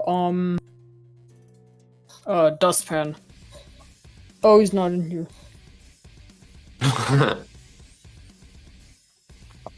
Dustin, I didn't see him either. He's in like the text chats and stuff. I don't know if he's got a mic or not. Yeah, do we gotta buy this kid a mic? I'd do it. Dragon, check the live chat. There's a document that I sent and I tagged Dustpan instead of you, apparently. Got it.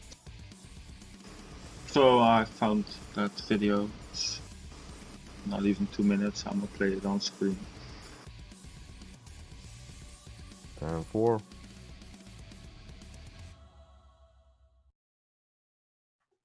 Alright. Is it links or what? Her life after her mother says she was seriously burned by a There should be a dangerous link social to a media Google challenge. document. I heard a big pop. So when I heard the pop, I asked him, I said, what is that? I said, did you hear that? Next thing I know, Tamaya started running down my You hear that, anybody in listening? flames. We have past stuff, my bedroom, okay? We got Going into the information. bathroom. Brandy Owens says her Absolutely. daughter, Tamaya Landers, Ammo, was in their if you kitchen will. making pancakes with her friends when I think they that's a good way decided to to put try it. the fire To put it. challenge. It involves pouring flammable liquid on your body. So and don't feel lighting it bummed on out if there's not many fire people while listening being right now. recorded. Because this It's is only our usually second performed with water podcast, nearby. live stream, whatever you want to call it. But Owens And says many the I'd like to views keep flame are doing there? more. spread over Tamaya's What's that? body too quickly for her friends to put it out. How many 49% views have of her we body got? is burnt. On the live stream or the video? She is on the ventilator. Live She's stream. on a feeding tube. They had to shave Six. all her hair off. It only shows 6 She's watching, alert, like but there was more before. if they don't have her sedated, And that's like on the other YouTube. I don't know what day, Twitch is showing. Saturday, she told me she loved me, but it was more like me reading her lips. Seriously, how many of Owens us says here she thought have the her live child was stream safe open? since she was at home. I But do now not. she's warning other parents of I do. what their children That way I could can be keep checking planning. comments. Monitor. I have a Twitch what one your open. kids are doing. Pay a little bit more attention to your kids. I have 0 open. Especially when it comes to phones and social Oh, media. you're streaming this to internet Twitch and also? things like that. The family has set up a GoFundMe account to help pay for Tamaya's medical expenses. I guess I am very For ignorant. I thought InsideEdition.com, Twitch I'm was Mara solely Montalbano. for video gaming. I was playing Minecraft earlier. Does that count? A No. 12-year Well, no video games though. Well, there's plenty of podcasts and just talk. People that are fed up with YouTube are moving there as well.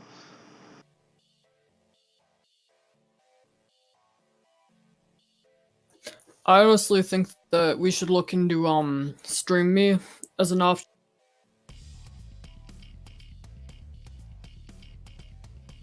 Well, there's so many. Hey, I had a bit of a look around. There's even ones that are based on blockchain technology, encrypted ones, and on top of that, there's all the apps, and the apps is like kind of what the kids are using to be enticed into making CP for whoever's grooming them. So it's a lot to look into. How many streams can you do from one source? Many. I mean, I can add channels, one for each service. I don't know all those services, so I guess like a couple dozen. Wow, that's impressive. So you just pretty much need a beefy internet connection. Well, it sends the signal out and it sends it to all, so it's the same signal. So I guess it's not gonna take a very heavy computer.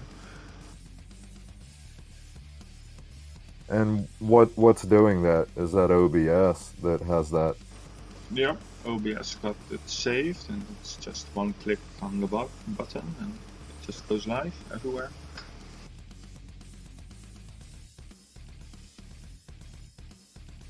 So the more the merrier.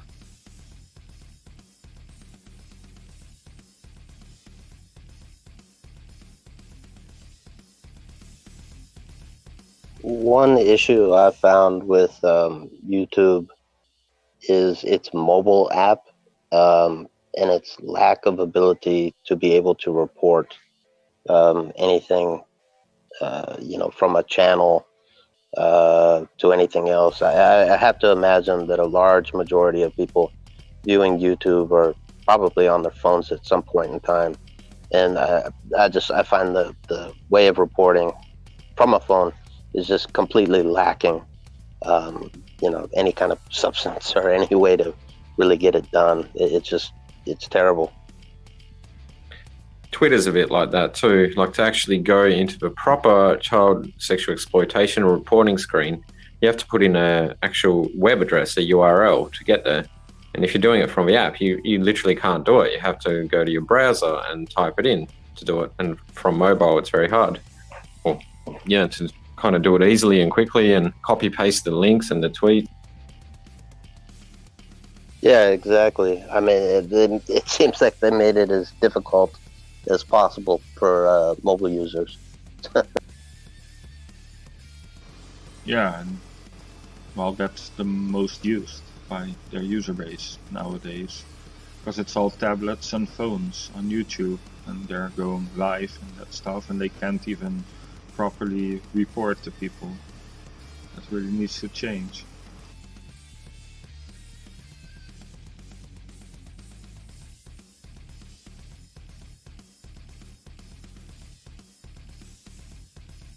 That ties into what I was talking about earlier, before I went on a break, where it's very difficult to everything that we find to both YouTube and NCMEC or the cyber tip line or whatever agency we see fit.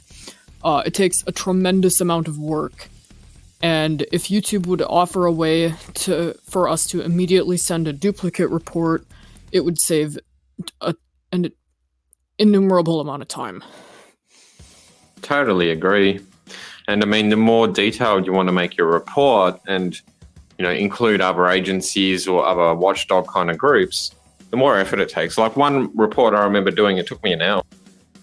Well, it was 5 reports, but one kind of case. It took me an hour to report to all the platforms, and free agencies. Yeah, like for as good as work as that is, it's just a ridiculous amount of time.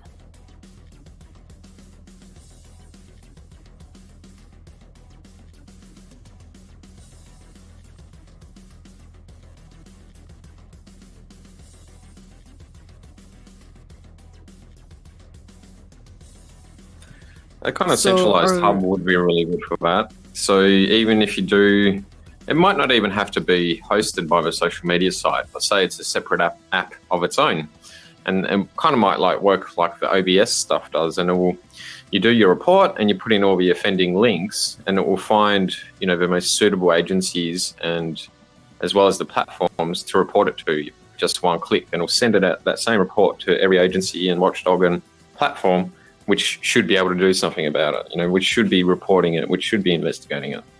Because at the moment, it's us trying to figure out the best way to do it, and there's no guidance really.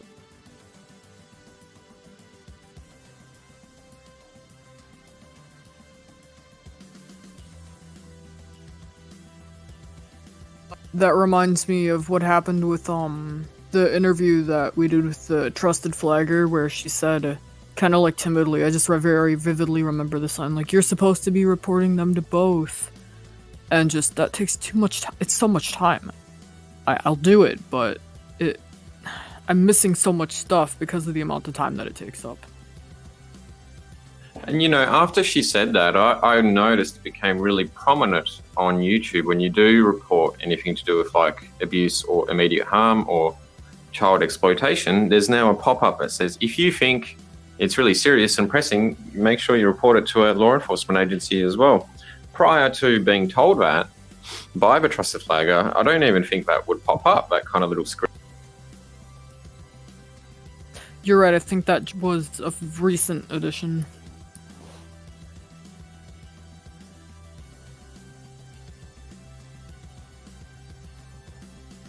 Someone trying to join in? I don't know. I'm going to actually make a trusted role for those that I don't mind just popping onto the chat. That way Dragon can get in when he wants to. Alright, that's cool. One thing.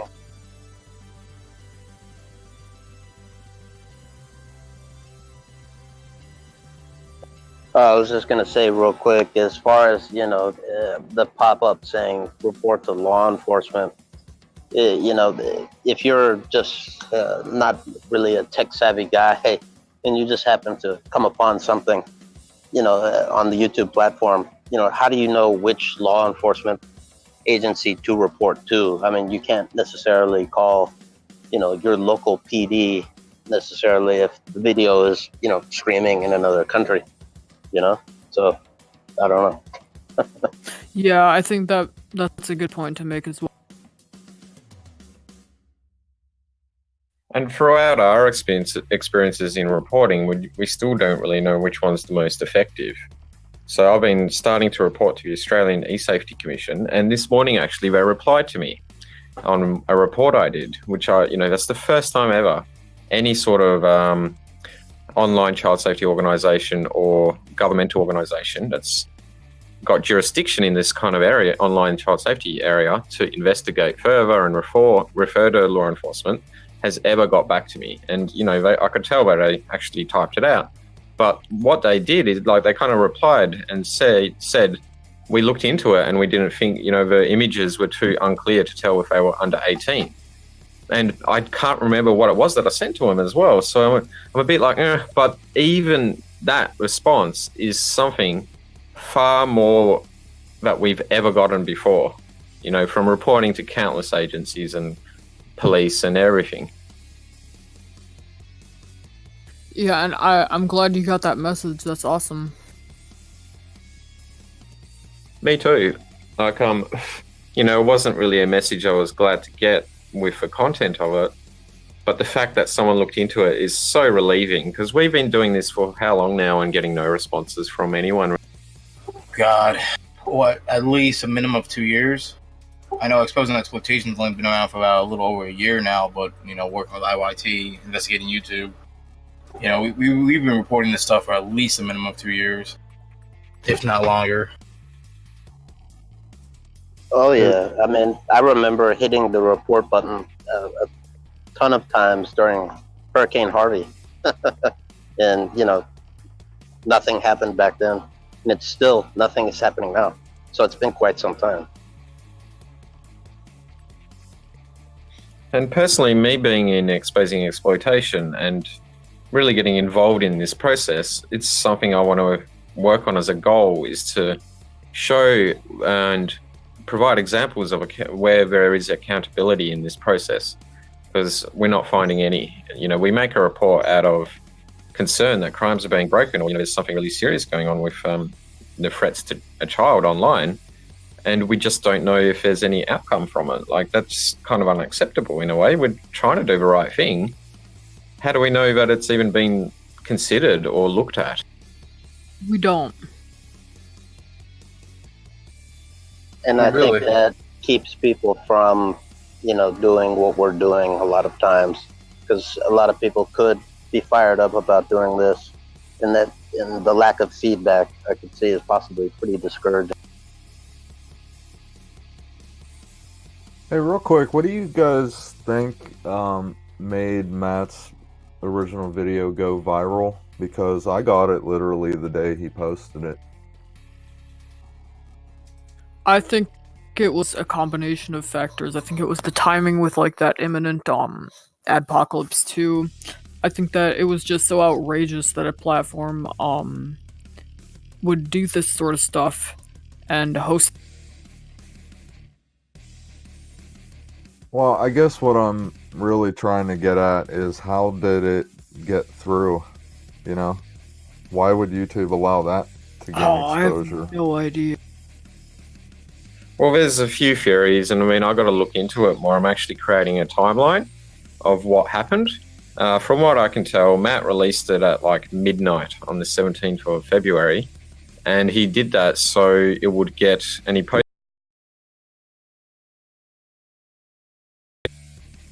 Yeah, that's much better than my tinfoil hat conspiracy theory that I won't say. But now I want to hear it though. With Club Penguin. Hey, don't be shy. We all have a tinfoil hat. You guys are definitely forgetting Club Penguin, though. He always gets left behind. Isn't Club Penguin like a hangout for weirdos and things like that? I think so. I think at this point it probably is, but it was just like a kid's game. That when they shut down, I think like the main servers, people got nostalgic and went back and started playing it again. I think 4chan caused that. Absolutely. I think it was like the second pools closed. Alright, so let me get this straight. This Club Penguin is a legit thing, and it started out as a game. Yeah. It's kind of like Neopet. Or Hotel Habbo. It's just like an online website, and it's designed for kids. It's been around for a very long time. Like Webkins or Neopets or whatever. Yeah. Okay, but the distinction of the CP, Club Penguin, does that have any relevance or what? It's just an acronym. Club Penguin CP. It just happens. It just happens to be. There's no correlation. Okay, just making sure it doesn't go even deeper.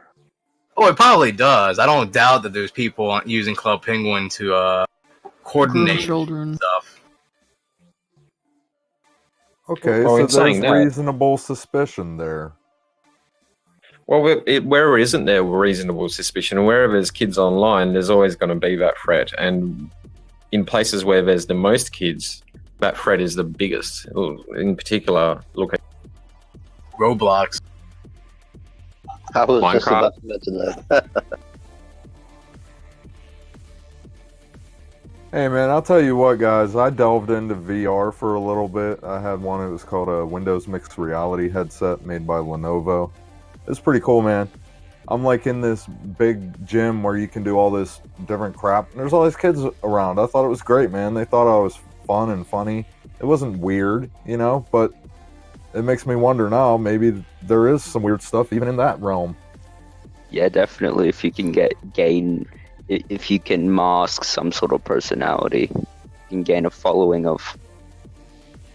Yeah, I think it's the VR chat. I've used it before. It can be a lot of fun, but there is definitely some weird characters that use it, and I have seen kids play it. And there's I think one person made a video trying to oust a couple pedophiles that used it. If I can find it, maybe we can show it live stream real quick. Just to clear, what I was talking about isn't called VR chat. It was, I'll look it up. It's in my Steam account.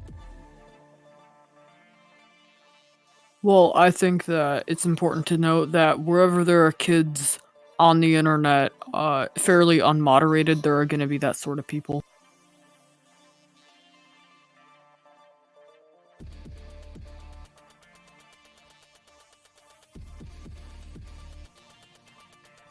I think, in my opinion, one of the worst offenders, there used to be this app called Geeking, and it was kind of a hub for like, it was kind of like Tumblr, but more message based, like less posting, more like direct messaging. And it was just a cesspool. You had a bunch of like very anxious young teenagers with like kind of alternative interests just being preyed on by like, grown men. It was disgusting. I think it finally got shut down. Thank God.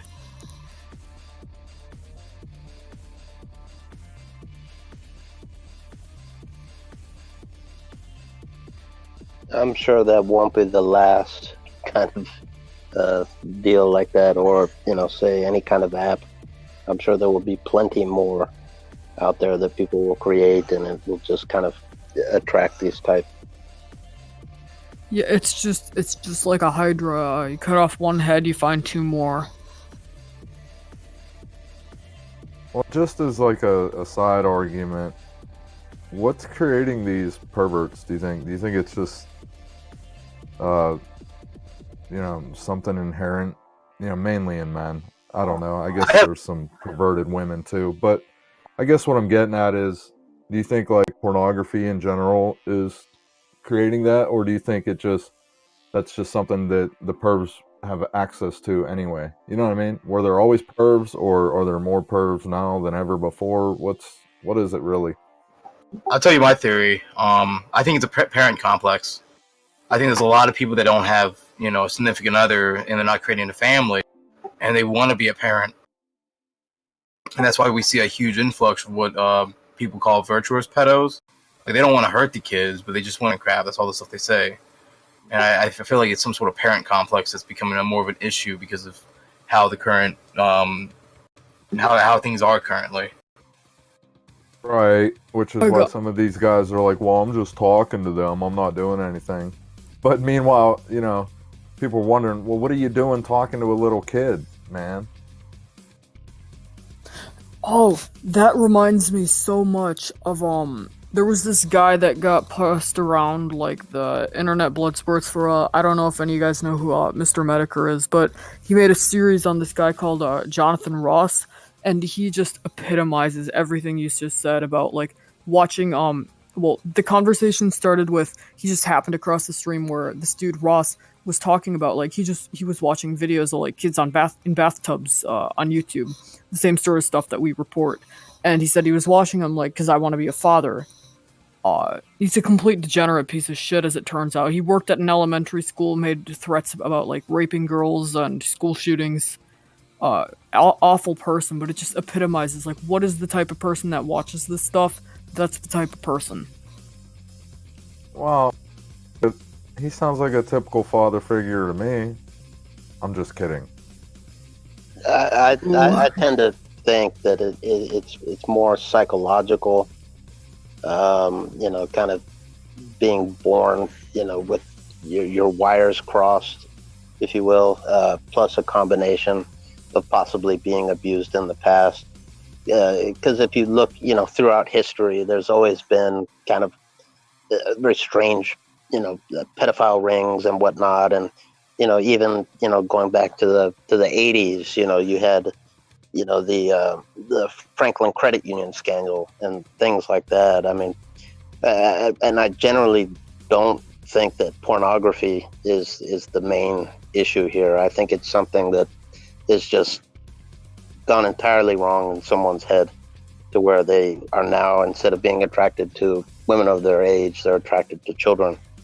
And I mean, it's terrible. But I mean, I'm just kind of that's my theory in a nutshell, I guess. I agree look, with you. I do think there's a big part of that, though. There's a big part to add to that, and that's, loneliness. I think loneliness can contribute to that, because I can personally say I've been in live streams with older women, and you're sitting there trying to get their attention, dude, and they're just not even reading your comments and stuff. But it's if you want to talk about psychological, it's a lot easier to talk to kids. They're going to respond. They're going to read everything that you're typing. You know what I'm saying? So that's another part. That's pretty fair. In a world where we're all connected, some people just feel so more alone than others. I don't disagree with you, but I think where I disagree is that the child may be paying attention to you, but these kind of guys, their end goal is some sort of sexual gratification. And from a grown woman, hey, I like women, but I'm not going to talk to a kid with my end goal being some sort of sexual gratification like these guys. I think we need to take a moment and say that not all, obviously, but also that it doesn't justify talking to kids on the internet just because you don't blatantly state that you want to do something sexual with them.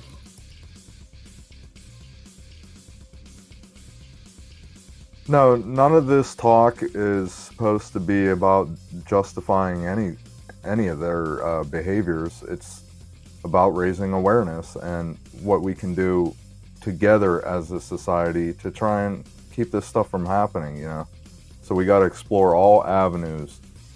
I appreciate you bringing it up. What makes a pedo? Why is there an increase in this kind of phenomenon?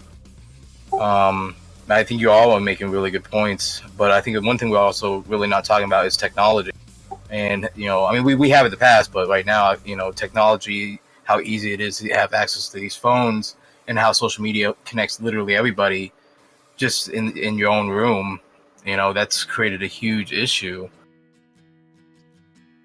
Brother, even if you have like a half jank phone, you could still throw on 5 apps that connect you to other people, kids, adults, whatever. I mean, you're right. It's super simple to access. To add on to John, I think technology's gone it's progressed so damn fast that parents don't understand all these features. It's progressed so fast that even tech companies don't understand it. The government doesn't understand it. That's why a lot of these laws in place to protect kids are kind of not really getting enacted as quickly as they should be. By the time the law is passed, the information is mostly outdated anyway. Things just evolve so fast that it's virtually impossible to stop things at the root anymore. And that's why everything that we're talking about is about raising awareness. It's preventative measures. It's getting the word out, because I think you're dead on there, Dragon. A lot of people don't know that. They don't know how accessible it is. They don't really understand what their kids are doing. They're just not educated on it. It's like we need this to explode. We need some sort of major media outlet to jump on this. Really, that's our best hope.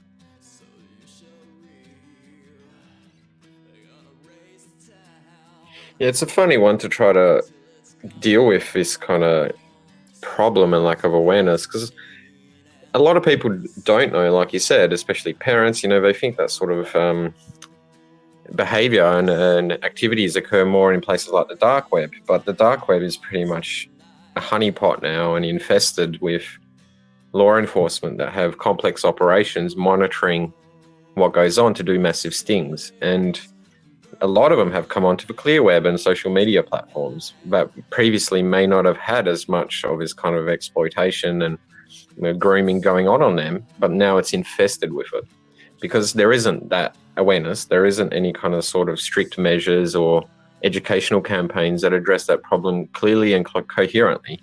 The stuff that I have seen, it is outdated. Like all these, training organizations that go out to schools and do like a big speech and presentation, the information they provide isn't really as valid as what the kids have experienced themselves. Like what Jessica is doing, Jessica Griffin, who's a member of our group, she's like kind of breaching the divide in that regard. She's going direct to the kids on the platform live and teaching them there. And to do that makes such a bigger difference to the kids themselves and actually educates the kids, and the kids might even educate their parents in that way.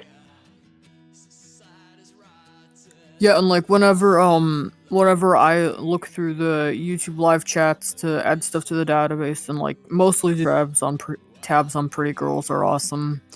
If we're being honest, I'll stop in and I have a spiel that I say, like that I copy paste in. Like, hey, my name's JJ, I'm gonna chill here and watch your live chat. YouTube is a problem with child predators asking for creepy stuff. If you see any of this, just remember that don't do anything that you wouldn't do. The line that I use normally is like, don't do anything that you wouldn't do, like during show and tell in your class, is essentially what I say. And that's great. And you know what? Looking at the last video that we made, the one that just premiered, realize that a lot of the members that we have now in Academy Awareness, we met in these live stream chats.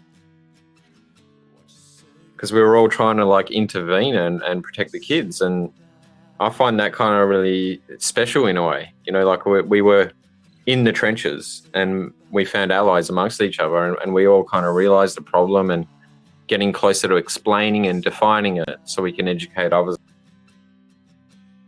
Just to add to that, what's our policy on inviting new people to come and be a part of what we're doing? Because yeah, I've seen other people too, and I'm like, that's cool. Like, I wonder if they're a part of something already. It's completely open. I want to give a shout out really quick to Born in the USA. We've never succeeded in recruiting the guy, but he does the same thing that we do all by himself, and I commend him for that. I'm glad you brought that up, because there's also a bad Born in the USA. Is there really? His name. Yes, they took his name and they wanted to defame him, and that's actually in the montage of the video. I think it was Wake Up that pointed it out, that he saw that. I think he had to deal with the bad one too, because that's an issue they do. They'll take, like, if you have a good name, they'll copy your same stuff and basically try to slander that name of yours. The Born in the USA that I caught in the chat room the other day, he started deleting his messages, and I told him, "Oh, too late. I already got it." But he's asking for, I think it was stupid stuff, gymnastics stuff. But you know where it's going. That's the epitome of why it's important to get together, because they're together. These pedophiles, they're their own little group and community, and they work, with each other. Even if they're loosely working with each other, they take advantage of the situation that the other ones create. Now, whereas if you're trying to stop it, and you're getting slandered, you're getting kind of beaten down, you're getting probably kind of depressed by all this. You feel like you're alone. That's why Academy Awareness is there. That's why it's public. That's why I want more people to get involved in this. Because if it doesn't happen, then we're just going to keep allowing this to get worse. Hey, real quick, just to make sure, is the Born in the USA that you were talking about, Citadel, his icon isn't an American flag, is it? No, it is. That's what we're talking about, though. They just they take the stuff and they just repurpose it and make like a good cop, bad cop kind of situation. Yeah, just making sure. Yeah, they could take your profile picture and your exact name and use on a brand account. So aside from actually checking the YouTube channel URL that's connected to the account, it looks the exact same. Yeah, pretty girls are awesome. We'll try and do that every once in a while. Like, I did not send that message. That was somebody trying to slander me, and both of them go to the exact same. Dude, we see you. That's also why it's really hard to like want to take the pedo hunting aspect on YouTube, because you really can't. YouTube has all that information to really do anything with an investigation or even start one.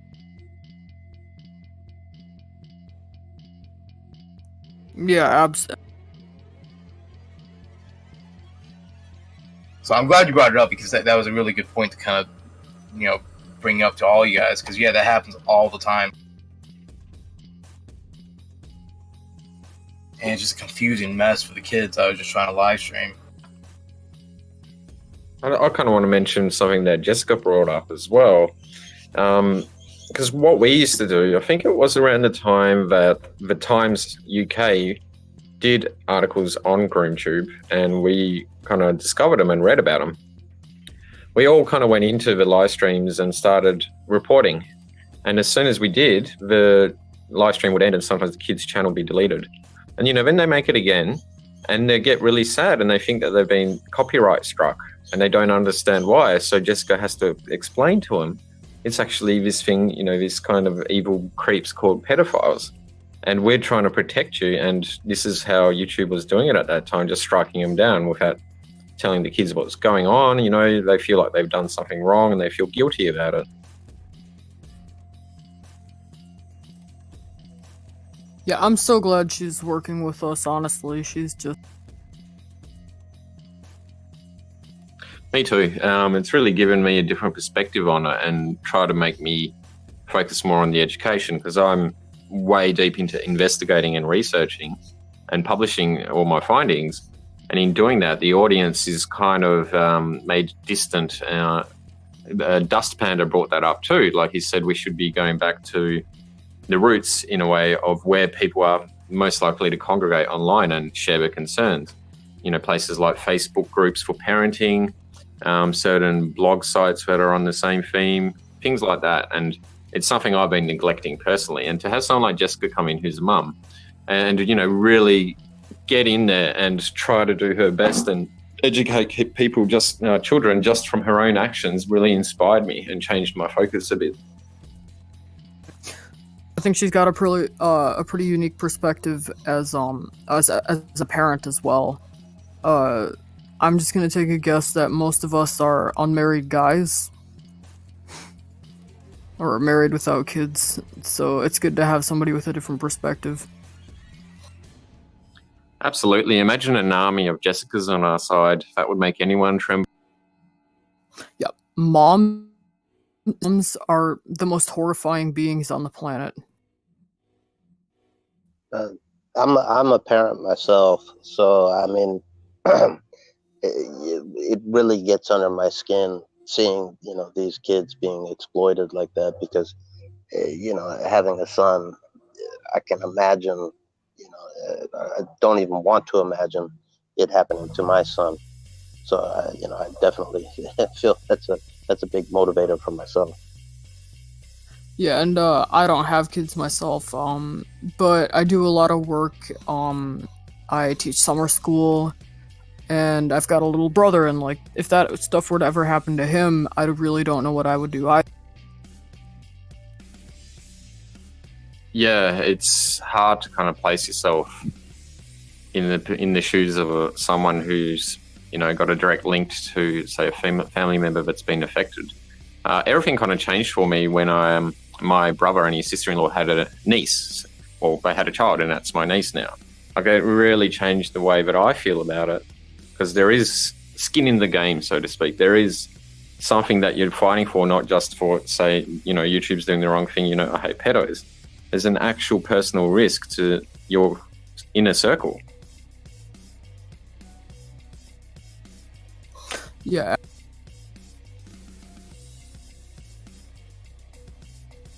The I mean, like, I that got quite ultimately- angry when I saw her using her phone, you know? I got really angry, and she's only like 2-3. The thing that ultimately got me involved was it started out with live streams, and she just swipe up or down to go from person to person. Well, you know, you'll land on a kid, and you start reading these comments, and it's like, holy crap. And then I started seeing the same stuff on YouTube, so...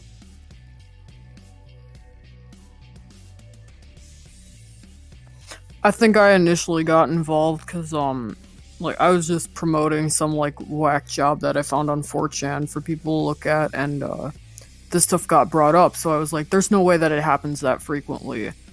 And, I mean, I've had some, like, when I was younger, I had some run-ins with this sort of stuff, and I just remember thinking that, like, wow, this is still going on.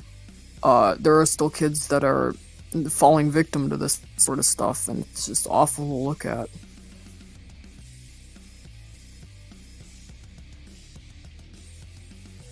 One thing I would add to that, you know, as far as being a part of all of this, I mean, something I try to do myself and have done in the past is reach out to sex trafficking awareness groups in your area, and you know, kind of join forces with them, you know, to take it a step further, you know, because a lot of, you know, really bad stuff is going on in your hometown as well. So that's also, you know, a good thing to do. Yeah, and action on a local level. You can just join. What's Somebody that? just joined. No, I was saying, is that something you can just join and be a part of? I wasn't aware. Depending on the area. Sometimes, yeah, I mean, it depends. I mean, a lot of the groups will sometimes kind of have a vetting, excuse me, they'll sometimes have a little bit of a vetting process. Like the one that I did some work for, when I initially met them, I mean, I ride a Harley, so, you know, I was kind of dressed like a biker, and, you know, that gave them bad vibes at first, because a lot of times trafficking is done with the 1%er clubs and stuff like that. So I was grilled, you know, repeatedly, you know, if I had any affiliation to any of those, you know, kind of groups like that and whatnot. But you know, after a little bit of process, once they get to know you, they're usually, you know, tremendous people with giant hearts that will go out of their way to, you know, help anybody and everybody. And it's, you know, it's a good thing to get involved in. Well, my only issue is I don't live in a heavily populated urban area, so I don't know. I guess I could look. I just never even thought of it, but I'm sure there are groups. Yeah, I mean, you know, if the area is rural, you know, not that populated, one of the things that, you know, I'm sure a lot of people are aware of is, you know, truck stops and whatnot. I mean, those tend to be very seedy areas sometimes. So, you know, it's good that there's groups like truck traffickers against sex trafficking and whatnot, because you know, a lot of times, you know, every once in a while, a missing girl will be found, you know, working a truck stop and all that. So, you know, it's pretty terrible, but it's good that there's people out there that will do things to, you know, put an end to that kind of stuff online and in the real world. Yeah, and as far as truck stops go, I don't trust any place that I can fill up my car with gas and take a shower and buy a decorative figurine. That in itself just seems sketchy. And buy a knife. Yeah, truck stops has always been known to be really bad. But they're needed. You really want to be smelling a trucker that hasn't showered for years? No. Or truck stops, maybe. Yeah, probably mine are bad. If you guys don't know, I'm a joker. Oh, we had no idea. Nope, no clue. Couldn't tell. Gotta keep it light. You gotta be kidding me. sometimes.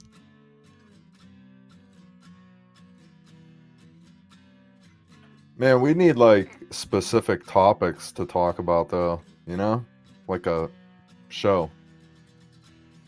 Yeah, we're working on it. I mean, this is a good warm-up, honestly, and it's a good way to get to know each other. I mean, sharing these experiences and our knowledge in an open forum like this, I don't think it really happens anywhere. And it always happens behind closed doors, or it happens in a place where it's sanctioned and sponsored by groups and peoples and governments with vested interests. So we're kind of like really living the open air ethos of democracy and free speech. Yeah, it's pretty awesome. Really. Yeah, I just want to say that before we started this stream, there was a brief discussion about whether or not we needed notes, and we decided no. Oh, Citadel's calling us out. Just a bit. I mean, I said no too, but, you know, dead air is never good. Well, honestly, though, news will come about, so there will always be something to talk about that's current and relevant. Yeah, and if we treat it kind of like a meeting or you know, a scheduled podcast that happens every week or something, then we'll open up a channel where we kind of like set an agenda and talking points. At the moment, I guess we're kind of all trying to get on the same level and understand broadly what's going on, not just with Academy awareness, but in the greater scheme of things. And if there's Hey man, dead air, it's more or less a meeting of the minds here, you know? Like you said, we're all talking about, you know, our origins and stuff, and yeah, it's really cool. Well, one thing I like to do is I'm trying to keep track of like time, well, sort of like timestamps, loose timestamps right now for me. I should have did it earlier, but I want to like cut up our discussion a little bit and make that into a small little video. And just post that, so that way it'd be like a cut down version of this 2-hour long podcast. Lots of people seem to do it, and people love that stuff. So if it's a chance to give people more information and help spread that, you know, the whole awareness campaign, you know, I think we should also focus on that a little bit and try to make this more of a, like what Exton said, more of a weekly thing or bi-weekly thing. Definitely, I'd like to suggest that maybe we have like a degenerate of the week where we find our like the worst person on YouTube live streams and just mock them. That's great. I like that idea too. And we can kind of show a rolling clip of all us trolling them, as well as, you know, all of the stuff we found out about them and investigated into them.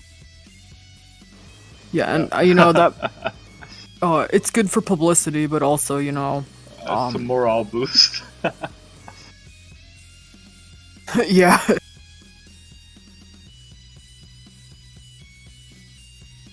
Make them squirm.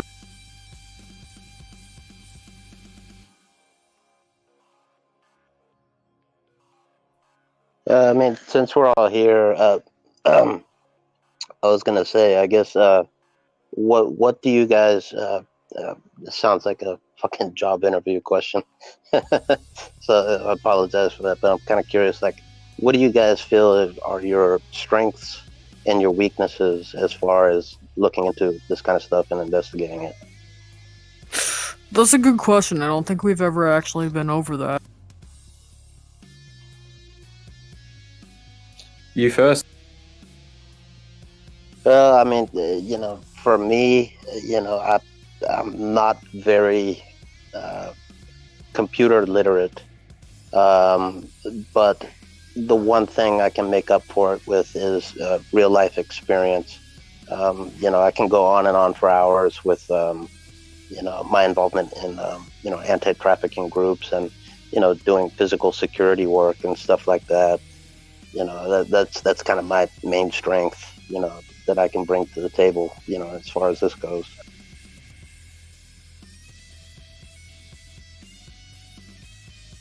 I'm just winging it.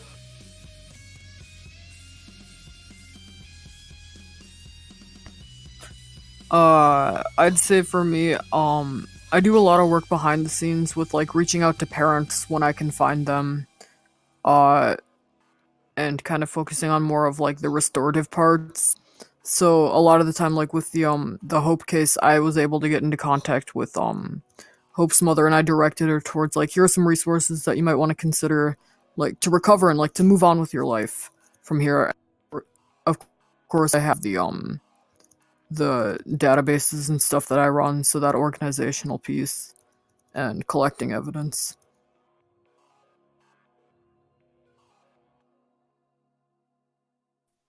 For me, I'm a bit of an information freak. I love researching and digging deeper. I've got qualifications in investigations as well as insurance. So insurance is a lot about risks and contracts and how to avoid liability, how to make sure that you're protected from certain risks. And I apply that a lot into this. So I'm kind of seeing in particular social media as an emerging risk, and that kind of risk, not even about fake news, not even about like your privacy of data and that being sold to companies, seeing the emerging risk as being specifically towards the younger generation. However, my kind of weakness is I go too deep sometimes, and I got to pull back and think about it in what we can do now terms, and doing kind of like ground level operations to raise awareness. I guess you could kind of call me a bit autistic in that way. Like I know so much about these issues, but to try to explain it in a way which everyone understands, I find quite difficult because I want to just unload everything.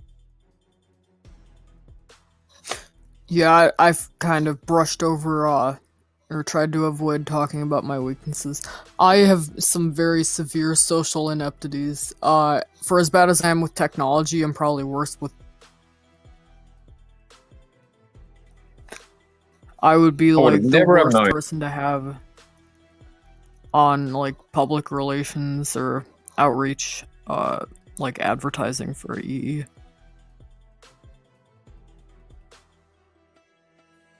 Doesn't show. I would not have thought that. Yeah, exactly. Doesn't seem that way to me. You know, I just might not be the best like face to have for the whole operation. I don't think there should be any just one face anyway.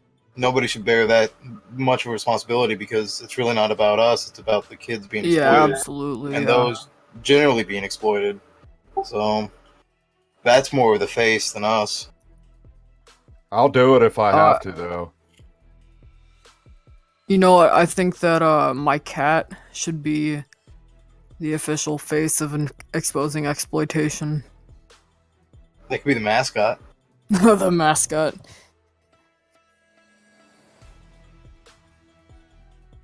I'll be fair.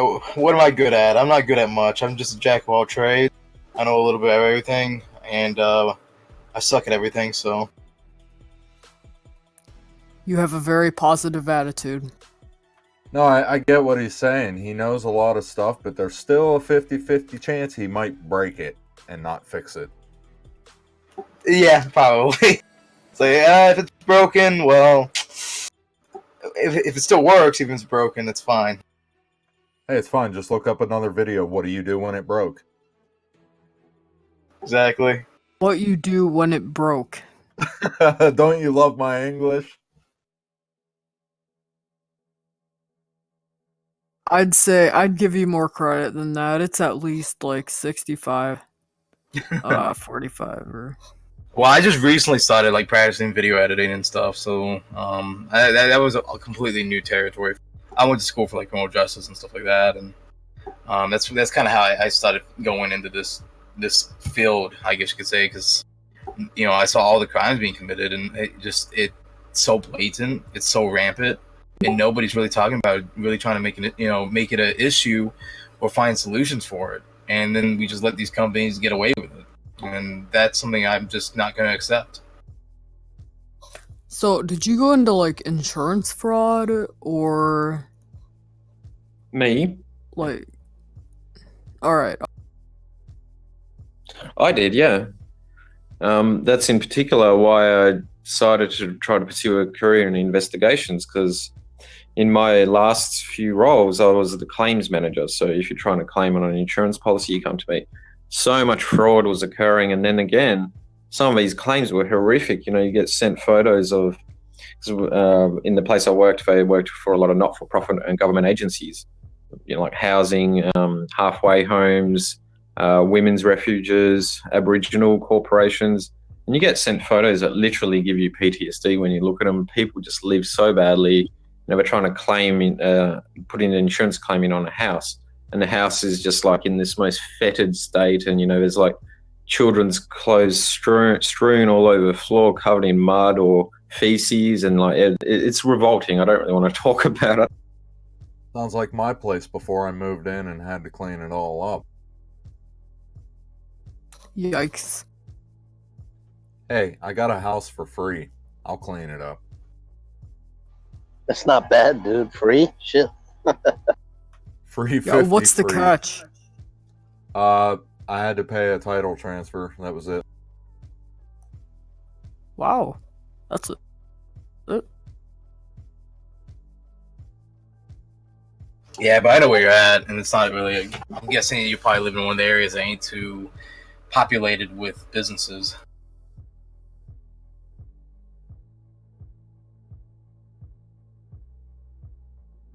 But yeah, I don't know. Sorry, didn't mean to go there.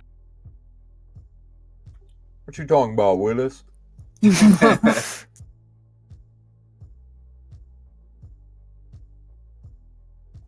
Well, We have a caller, I'm gonna next head caller. off for the night. Nice talking with you guys always. Too bad my friend couldn't hop by. Is he confused? Did he not know how to like join?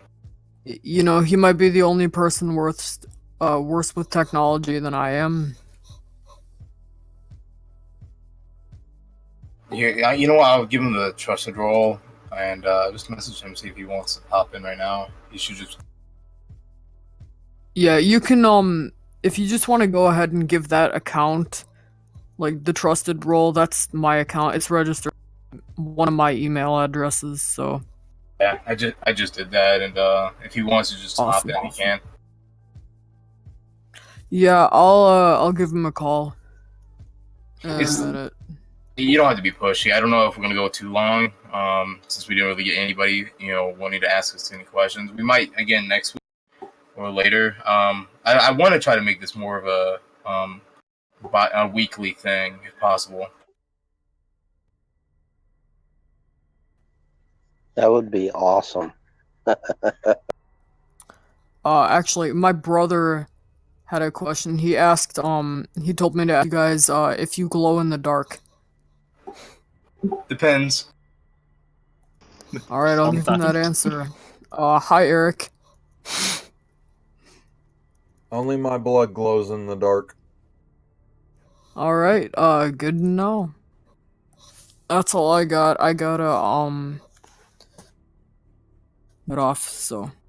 This meeting with you all. Tell your brother I'll send him some milk.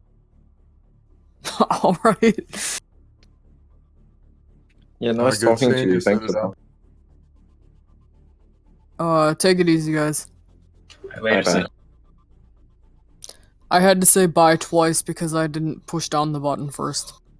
Hey, real quick, before you leave, send a message to your favorite YouTuber about being a guest on our show. Alright, we'll do. And that goes for God, I everybody. wish Get that your would favorite YouTuber. I'm not talking about somebody who's like huge, but like semi-huge. Try and get them on. That'd be awesome. Yeah, I'm in a couple of people's Discord servers. I can advertise there for sure. Well, I would love that because a lot of them probably actually have legit questions about why did Matt's video get viral, and they're looking at just like the tip of it. They're not seeing the root issues and why it's such a huge issue, why advertisers pull. And I mean, we can't give direct answers for that, but we can definitely kind of give some answers to make them understand a little bit more. I think that we can confidently do. Yeah, definitely. The guy I want to ask, I would probably tell them, you could come here incognito. You don't have to display your name, but if the forum went okay, then maybe you could share it afterwards. Yeah, because a lot of them may not understand. We're not really trying to kill YouTubers' jobs and stuff. It's just, kids do matter more than that. And that YouTube needs to be the one fixing it. It's basically your company being negligent. And they just, I don't know. I'm ranting now. No, but I mean, basically, we need some support of some big YouTubers, and just We don't need let it. YouTube know. We don't need it, but it would be welcomed. Like, I'm still going to be pushing this, and a lot of members who will be pushing it. And there's more than just YouTubers out there that will pick this stuff up. They should. They care more about this platform than us, because for us, it doesn't stop with YouTube, because it's everywhere. YouTube is just doing like so little. It became so big a problem, so they're on top of the hit list now. It's their own fault. I've been reading this article, by the way, and they're gonna get fined pretty hard if this all goes through from the UK. Looks pretty bad. What you said, Reeves, hits the nail on the head. They should be more worried about this. As a YouTuber, they should be worried about it. They should want to reach out.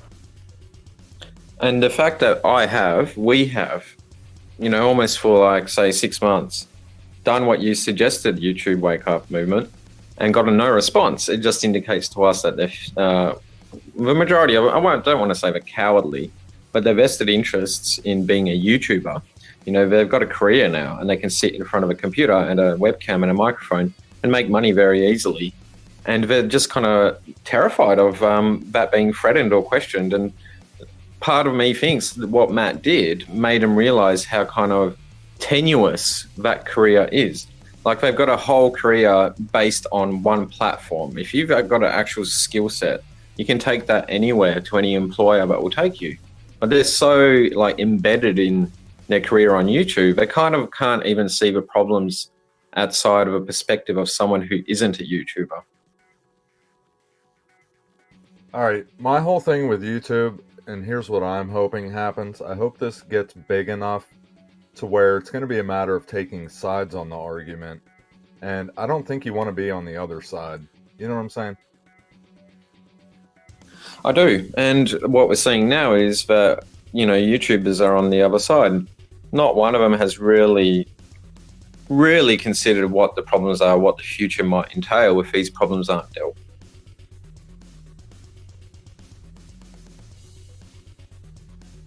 Exactly. You think it's bad now, it's only going to get worse.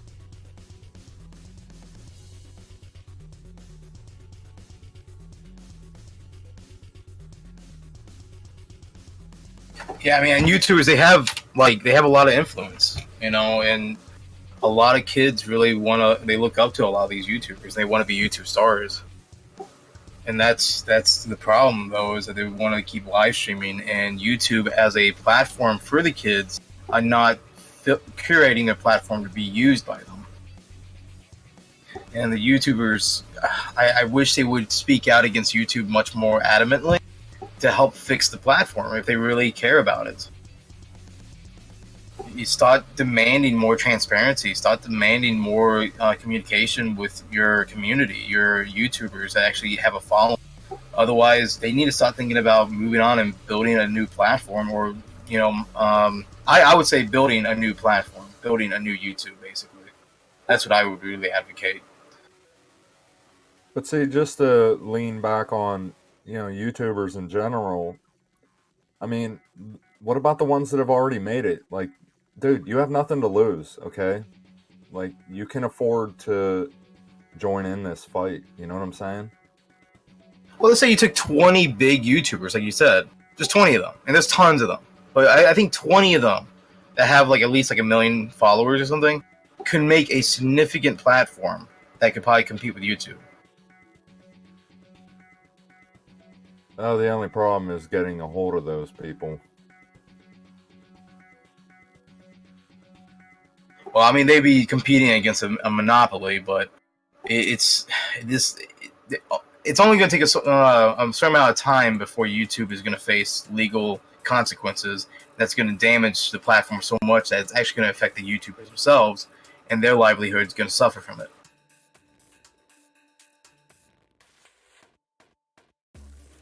Hey, if it ends up that we're not the group that takes them down or whatever, or forces them to change, it's still fun to be a part of history. You know, everything we're doing here, everything we're talking about, it's part of history either way, you know. I'd argue that we snowballed it by giving Matt what it is, the information. He even showed his video on SubReddit, and that he was talking about our stuff, and we were using members that we have, you know, with us talking about their videos. Hey, YouTube Wake Up, how's that organization going? Like, the ideas and such. I haven't thought about it much today. I'm sorry, honestly, I woke up feeling dead tired when I woke up, so I didn't really add much. Yeah, the whole business side is something I want to talk more about in depth with everybody one day soon. I just think it would help us to, I hate to use the word legit, but I mean legitimate in a business sense. Make us bigger than we are. You know what I'm saying? Yeah, I do, and you know, I'm after this video. You know, it's premiered, and I don't really have anything else on my plate that I want to focus on in regards to like researching and investigating. I want to make us legitimate, and I've already kind of started. And due to like having a pretty corporate background, I kind of know how to do it in my country.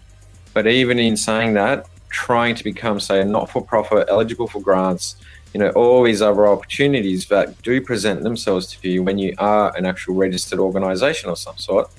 Doing all that is really complicated, and especially trying to fit our kind of like international operation into that. Like, I'm not sure how to do it. It might be that we have to do it in different countries, you know, wherever there's members in certain countries and they can apply for certain grants through that country. They should create like a registered business name there, or a registered not-for-profit, and then kind of, you know, like, it's going to be hard. And I appreciate you wanting to like make a website and go ahead with it, but to kind of like think how it's going to fit into the bigger picture is something else as well. And I don't really want to talk about it too much at the moment because I don't know that much about it, and it is going to be something that I'll be researching and probably getting professional advice from like the places I work, and you know, accountants and business consultants. Well, just do me a favor and ask them what they think about, you know, starting a non-profit from crowdfunding. I mean, that is the source of your non-profit funding anyway. So I don't know. I don't see the big error in entering it that way, because that is also getting the word out. Yeah, absolutely. And to kind of give an example, in Australia, there is specific legislation that deals with not-for-profits which are crowdfunded. However, when you look at them, I looked a bit deeper, you need like a board. You need like a CEO, you need probably 12 board members, you need to have monthly meetings, you need to have an annual general meeting, you need to submit like a yearly financial statement to the tax office, all that sort of stuff. Okay, so we need to recruit an accountant. Yeah, and a lawyer, hopefully. Okay, simple. We can do that. Come on, guys. We can all do this. That's simple. Yeah, and I mean, that's a good attitude to have, because, you know, that's a weakness I have, and I like trying to teach myself things. But if we're going to, like, you know, put a name and put ourselves out there, it's kind of not as free of risk as what we're doing now, without any sort of legitimacy, so to speak, you know, like legitimacy in the corporate sense. Like, we're doing this out of the goodness of our hearts and our concerns, but there isn't much attached to it that could affect us personally at this stage. You know, there's not much liability or any sort of risks involved beyond breaking the law.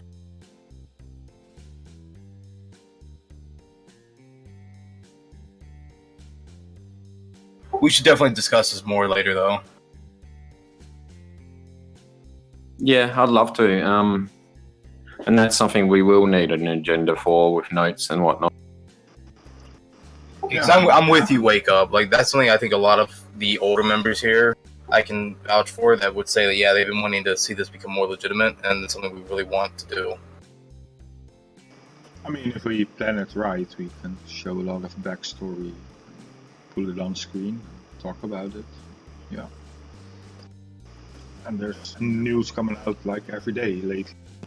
And there's scandals after scandal, like Momo and Elstergate for years. And it's like looking worse by the day. And just so you guys know, even when I brought it up, there was no like pre-assuming that you weren't already looking at doing that. But I don't know, maybe I'll be the fire starter. Get this thing going, man. All we got is, time. So hey, more heads together can make this actually happen. And a lot of us, like I don't know too much about like the business side of stuff. So yeah, if you know a lot, you know how to get good information and like put it together, please. We need more people working on that sort of side, that side of stuff. Yeah, and I'll just add to that movement. It's good that you're so open about it and so keen for it. Part of the reason I want to look at the not-for-profit side of things is, with this becoming a big issue in the news, a lot of governments, a lot of jurisdictions around the world are creating really big funds and grants that organisations like ours can apply for if they are a not-for-profit. Like Australia's doing $2.5 million every year in public grants to organisations that deal with online child safety. I think Britain is as well. I think they're announcing like £500,000 up for grabs, and to use for the promotion and education of child safety issues online. I think that's every 6 months, £500,000.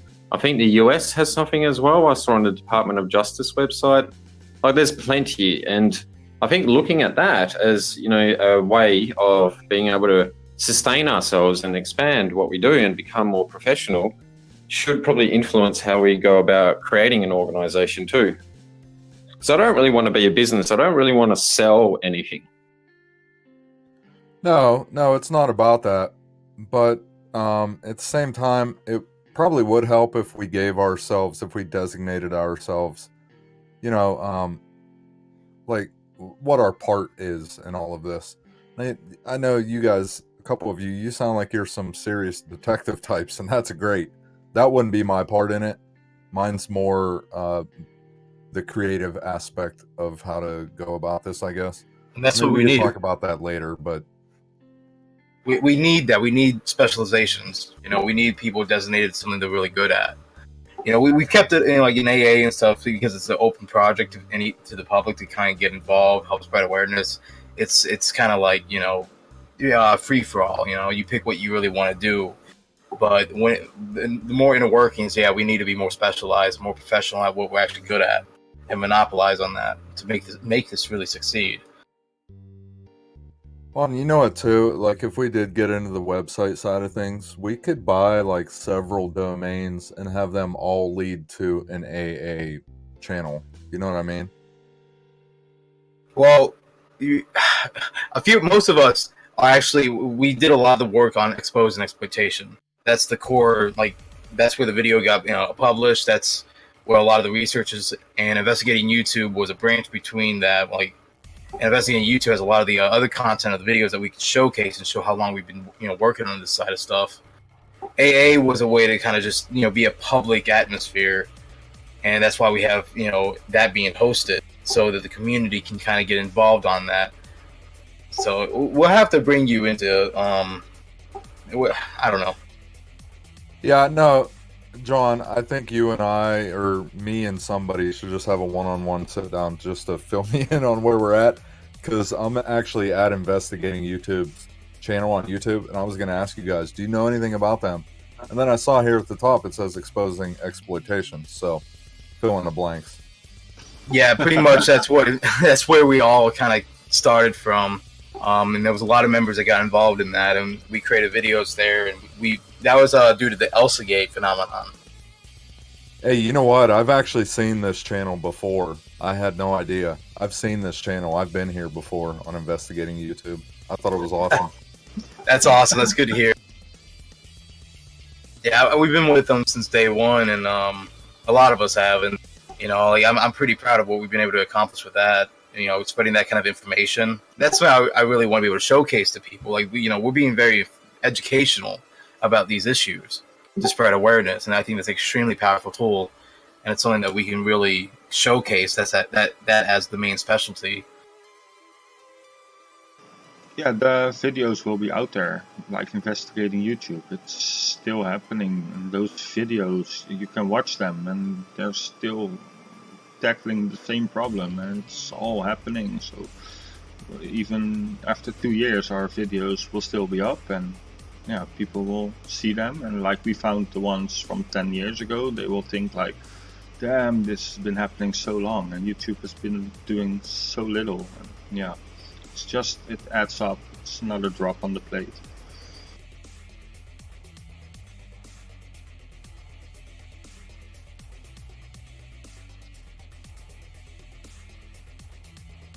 Hey, you know what, too? Does anybody here have a way of contacting Matt? Because it would be interesting to see if he would upload the video you just released on his channel. I wish we did. He did, however, comment on the Exposed and Exploitation channel, so there's a good chance he will see it. And I think we sent it to somebody that was going to be able to send it to him, but Exon can answer.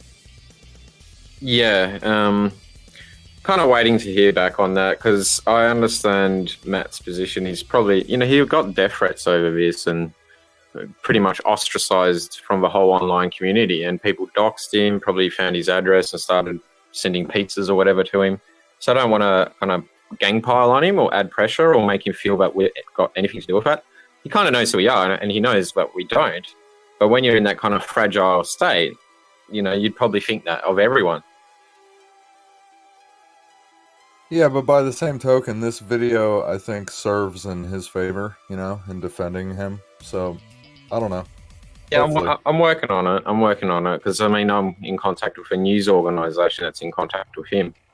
I don't have his direct email or anything. Give it time. I'm sure he's going to see it. Who was the main editor on that video? How come? What's up? If it's nobody in our group, don't say their name. Well, we all kind of did a little bit on it, but yeah, one of our members was kind of responsible for the kind of video editing, so to speak, like adding.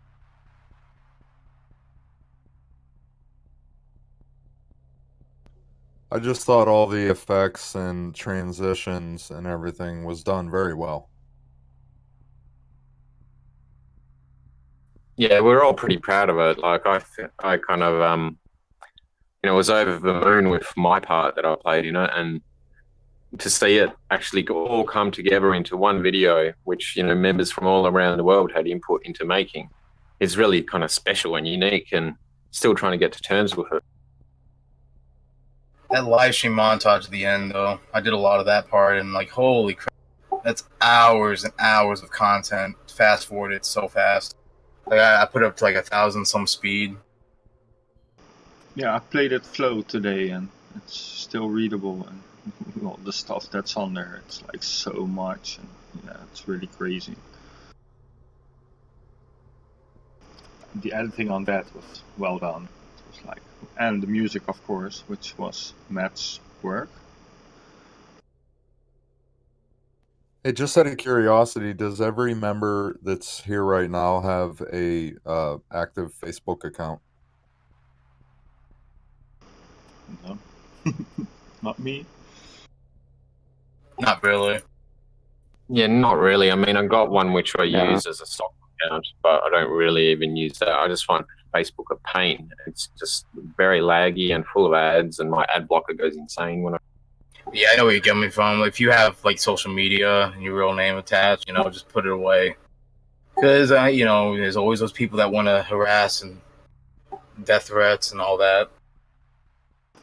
Yeah, they can send pizzas, but they don't pay for those. So yeah, I'd rather not. Well, the reason the reason I asked is because I was almost willing to paste a link to your video and just tell everybody, hey, I don't ask you guys for much, but if you could just embed this on your channel, you know, spread the word. Go for it. Yeah, I'll try it. I'm not scared.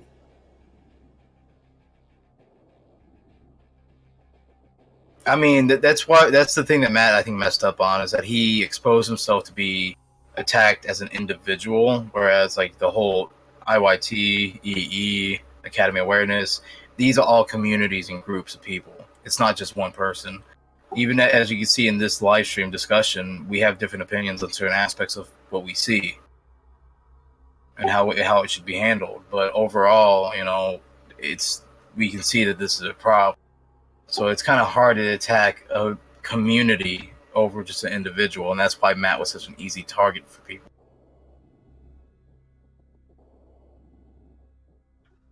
I don't know.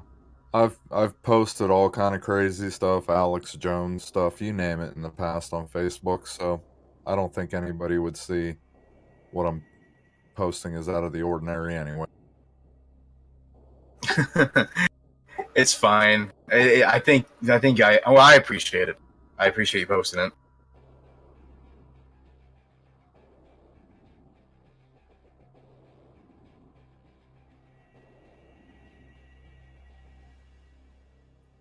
I'm gonna have to get going here, guys. So this has been fun.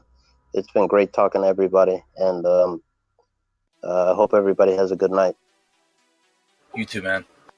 Yeah, you too. I'm gonna head off too. I'll be around, but got to pop into a few places and try to start some arguments or. Sounds good. I think next live stream we're gonna try to keep it at like an hour and a half. Yeah, So- yeah. Some planning might be nice. Yeah, and Reeves, you probably, I think you uploaded some of the media already, but just, you know, I want to try to get set up of mine, but for other people that want to set it up as well to live stream this sort of stuff, let me know and I'll give you some of the account information. Yeah, maybe others decide to go live. And they can. It's so easy. They all can do it. They just need a. Yeah, I don't want to force you to do it every single time, Reeves. So I don't want to pressure you. Yeah, well, it's fun, so I don't really mind. You're my go-to guy though on that. Yeah, I need some backup. Can't be staying up all night, all the time. But for today, I'm play this stream out, and we can still talk after. Yeah.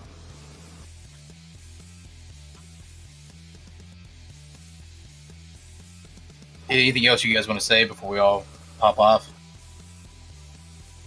Yeah, just quickly. I posted an article somewhere in one of the servers by metro.co.uk, and it's attacking Andy Warski about how he went about with the Instagram wake up thing.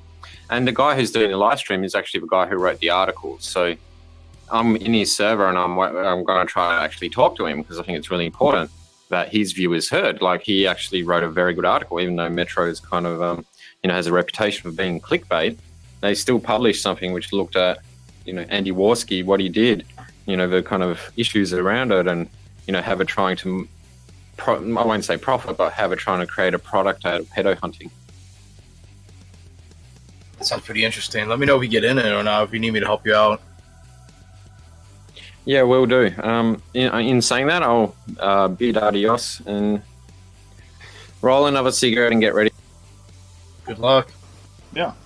Lovely chatting with everyone, by the way. Yeah, I guess I'll check that live out, because that's pretty interesting indeed. Hey, you too, man. It was nice talking with you. You guys are great. Yeah, thanks everybody. No, you're great. No, you hang up. No, you. As a Have a resident good of night, Miami-Dade everyone. County, it is See your you later, right to everyone. know the names and likenesses of sex offenders living in your area. As a public service, we have created this videotape so that you and your friends and family can stay aware, stay safe, and maybe even have a little fun. Enjoy.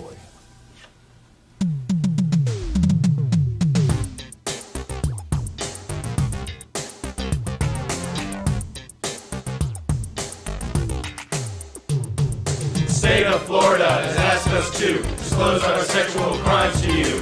We were bad, but now we're good. We're moving into your neighborhood.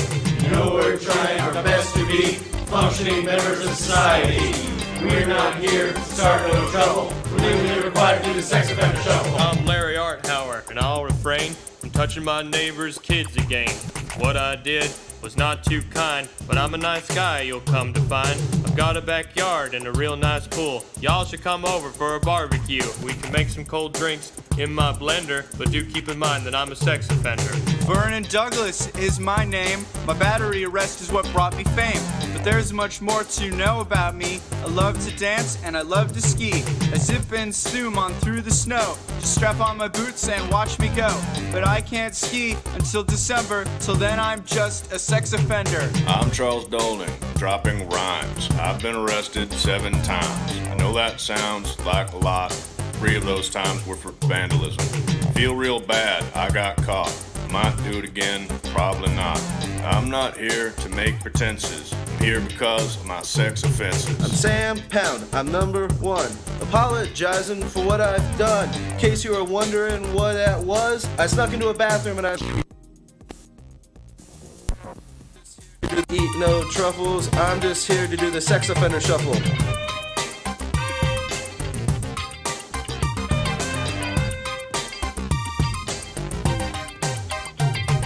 Hey everybody, I'm Laura Hughes, proving girls can do it too. And by it, I mean touch your cousin. Was it worth it? No, it wasn't. You won't find me in your child's playset, cause I gotta wear this ankle bracelet. I'm not here to go on a bender, I'm here because I'm a sex offender. Last name Bermholt, first name Mark. I'm moving in somewhere on your block. Not in a house, but in a van. If you need me to move it, I sure can. The last thing I want is any trouble. I've learned my lesson from the sex offender shuffle. I'm the one they call Arthur Chase. They said I didn't have to show my face. My first trial ended in a hung jury. If I'm found guilty, they'll unblur me.